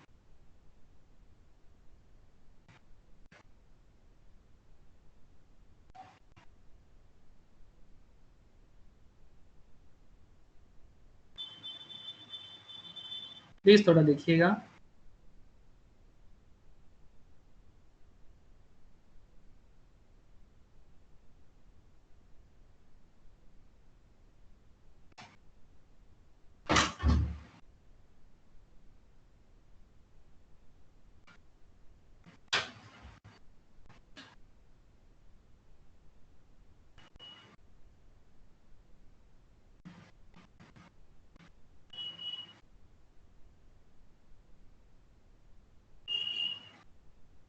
तो बेसिकली क्या है ये जो मैंने आपको दिखाया, ये जो तीनों चीजें हैं, इसको एक जगह में भी बता सकता था मैं, लेकिन ये आप मान के चलिए कि इसके अंदर ये आ जाएगा। मतलब ये जो सबसे बड़ा राउंड आपको दिख रहा है, ये है अकाउंटेंसी। ये जो सबसे बड़ा राउंड आपको दिख रहा है, this is accountancy,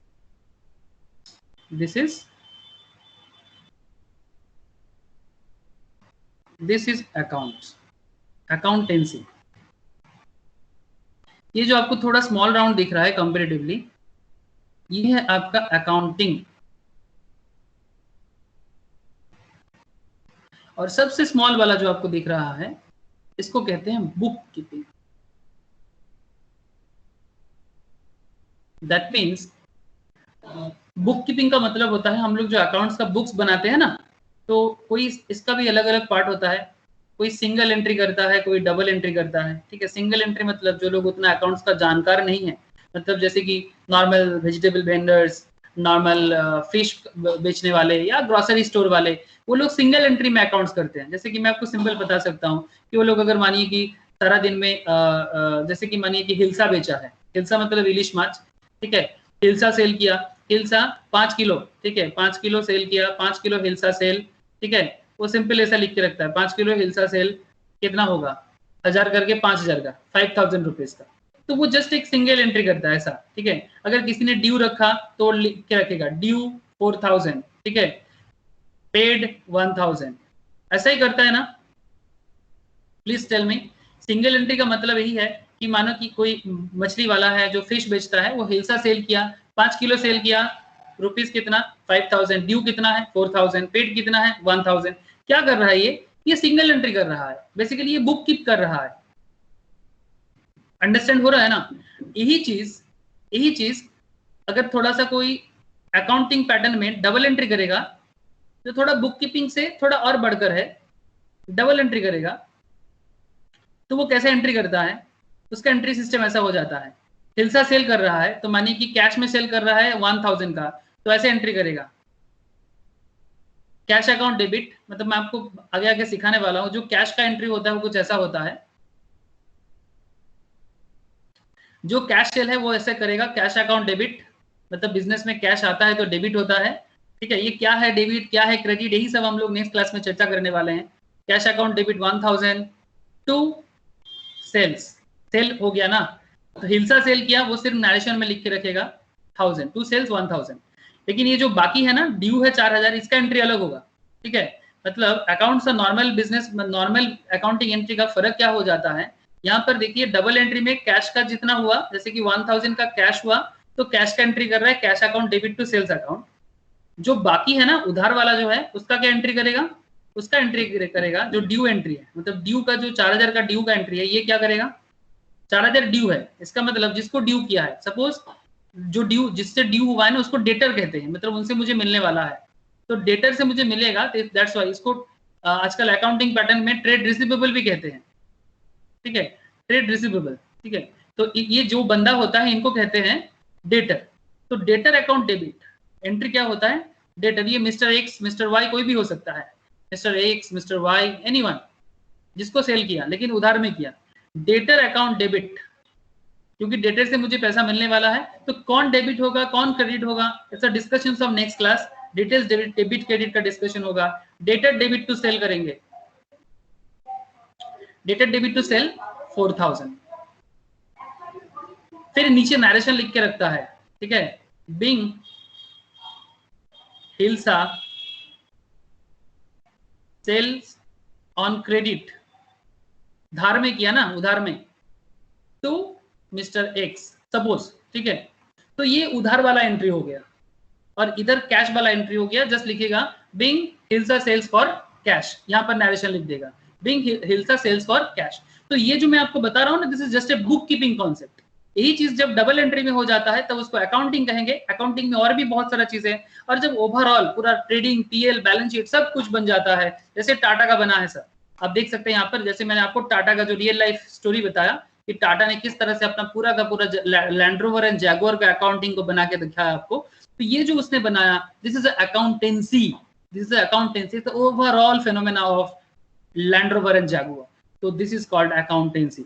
So this is how you can understand accountancy in real life through some real life examples. The bookkeeping, accounting, accountancy. This is the relations. सबसे मिनिमम पार्ट में बुककीपिंग आता है, single entry भी हो सकता है, double entry भी हो सकता है, उसमें थोड़ा जब डबल और थोड़ा ज्यादा डिटेल्स दिया जाता है तब अकाउंटिंग, एंड जब कंप्लीट हो जाता है तब उसको कहेंगे हम लोग अकाउंटेंसी। तो दिस इज द मैटर जो मुझे आप आज को बताना था।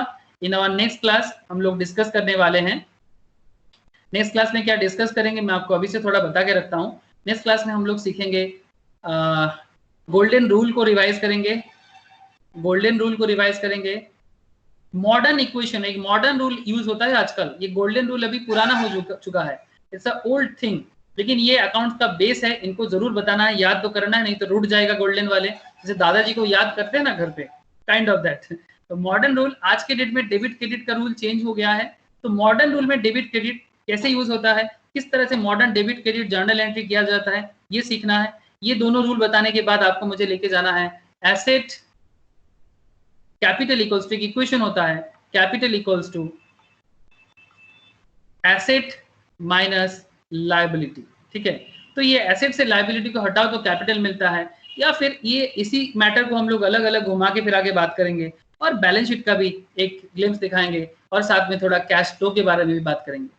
तो this things, balance sheet, capital, asset, liability, सब आइडेंटिफाई भी करना सीखेंगे, लेकिन बिफोर दैट डेबिट क्रेडिट में भी डिस्कस करेंगे। तो ये होगा हम लोगों का next fundamental of accounts class का डिस्कशंस। तो आज मैंने आपको क्या क्या सिखाया, मैं एक बार आपको अगर रिकॉल करा दूं। आज मैंने आपको सबसे पहले बताया, सबसे पहले तो हमने आपको रियल लाइफ एक्सपीरियंस देने के लिए लैंड रोवर जैगुआर का पूरा फाइनेंशियल डेटा को इंटरप्रिट करके दिखाया, जो एक्चुअल में फाइनल वर्क होता है अकाउंटेंसी का। फिर मैंने आपको दिखाया कि व्हाट इज अकाउंटेंसी, किसको जरूरत होता है, इसका इंट्रोडक्टरी एक नोट्स आपको मैंने बताया। सेकेंडली मैंने आपको क्या बताया, ये अकाउंट्स के बारे में रोज का जो रेगुलर चेंजिंग है, या फिर जो भी अकाउंट्स का डेफिनेशंस है, इसमें जो भी अपडेशन अमेंडमेंट आता है वो कौन करता है, वो बेसिकली वर्ल्ड लेवल में करता है AICPA, that is certified public accountants of USA, जो वर्ल्ड का लार्जेस्ट अकाउंटिंग बॉडी है। एंड सेकंड लार्जेस्ट लेवल में आता है Indian institute of chartered accountants of India, proud to be Indian, because seriously accounting field में India global में lead करता है। मैं आपको बता दूं, CA का एग्जाम इंटरनेशनल एग्जाम है, जो दुनिया भर में इंडिया छोड़ के और भी 20 कंट्रीज में होता है। तो सीरियसली इंडिया इतना ज्यादा लीड करता है अकाउंट्स में, इवन CPA को वो मतलब पूरा की पूरा एक तरह का कंपटीशन दे रहा है। नेक्स्ट मैंने आपको बताया कि एक्टिविटीज कवर्ड अंडर अकाउंटिंग में कि क्या क्या चीज अकाउंट्स में हम लोग सीखते हैं, इनपुट क्या है, प्रोसेस क्या है, आउटपुट क्या है, वो भी मैंने आपको टाटा का जो लैंड रोवर एंड जैगुआर का इंफॉर्मेशन के साथ मैंने आपको कोशिश किया अंडरस्टैंड कराने का। एंड द फाइनल थिंग मैंने आपको ये बताया कि व्हाट इज एक्चुअली अकाउंटेंसी, ये क्या क्या सवाल करते हैं हमारे सामने, why, how and how to summarise the accounting information. Ultimately interested parties को कैसे ये अकाउंटेंसी समझ में आएगा। एंड लास्ट में मैंने आपको बताया what is book keeping, accounting and accountancy का रिलेशंस। ये सारा का सारा इंफॉर्मेशन आप लोगों के लिए बहुत जरूरी है, specially for your theoretical purpose and as well as your accounting base build up and MCQ questions, short questions के लिए बहुत वाइटल है। तो मुझे आपको आज यही तक बताना था, नेक्स्ट क्लास में और चर्चा होगा। तो अगर कोई सवाल है तो जरूर कर सकते हैं। দাদা बोलो। বলছি এটার পিডিএফটা একটু পাঠিও তো, নোটসে লিখতে পারেনি মাঝখানে। ओके ठीक है मैं नोट शेयर कर लूंगा, सबको मैं नोट शेयर कर लूंगा। शंकर जी क्लियर है? शंकर जी हाँ क्लियर है। ओके ठीक है, नेक्स्ट दिन और एडवांस लेवल पे, धीरे धीरे एक ही दिन में एकदम एडवांस में जाना मुश्किल हो जाएगा, धीरे धीरे बिल्डअप करेंगे। ओके ठीक है प्रिया, Thank you. ज्योति, ओके चलिए बाय। हाँ सर क्लियर है। ओके प्रिया ठीक है सर ओके ओके। सुमित কিছু বলবি হ্যাঁ। নাকি? না কিছু বলবো না, বলছি বাই তাহলে।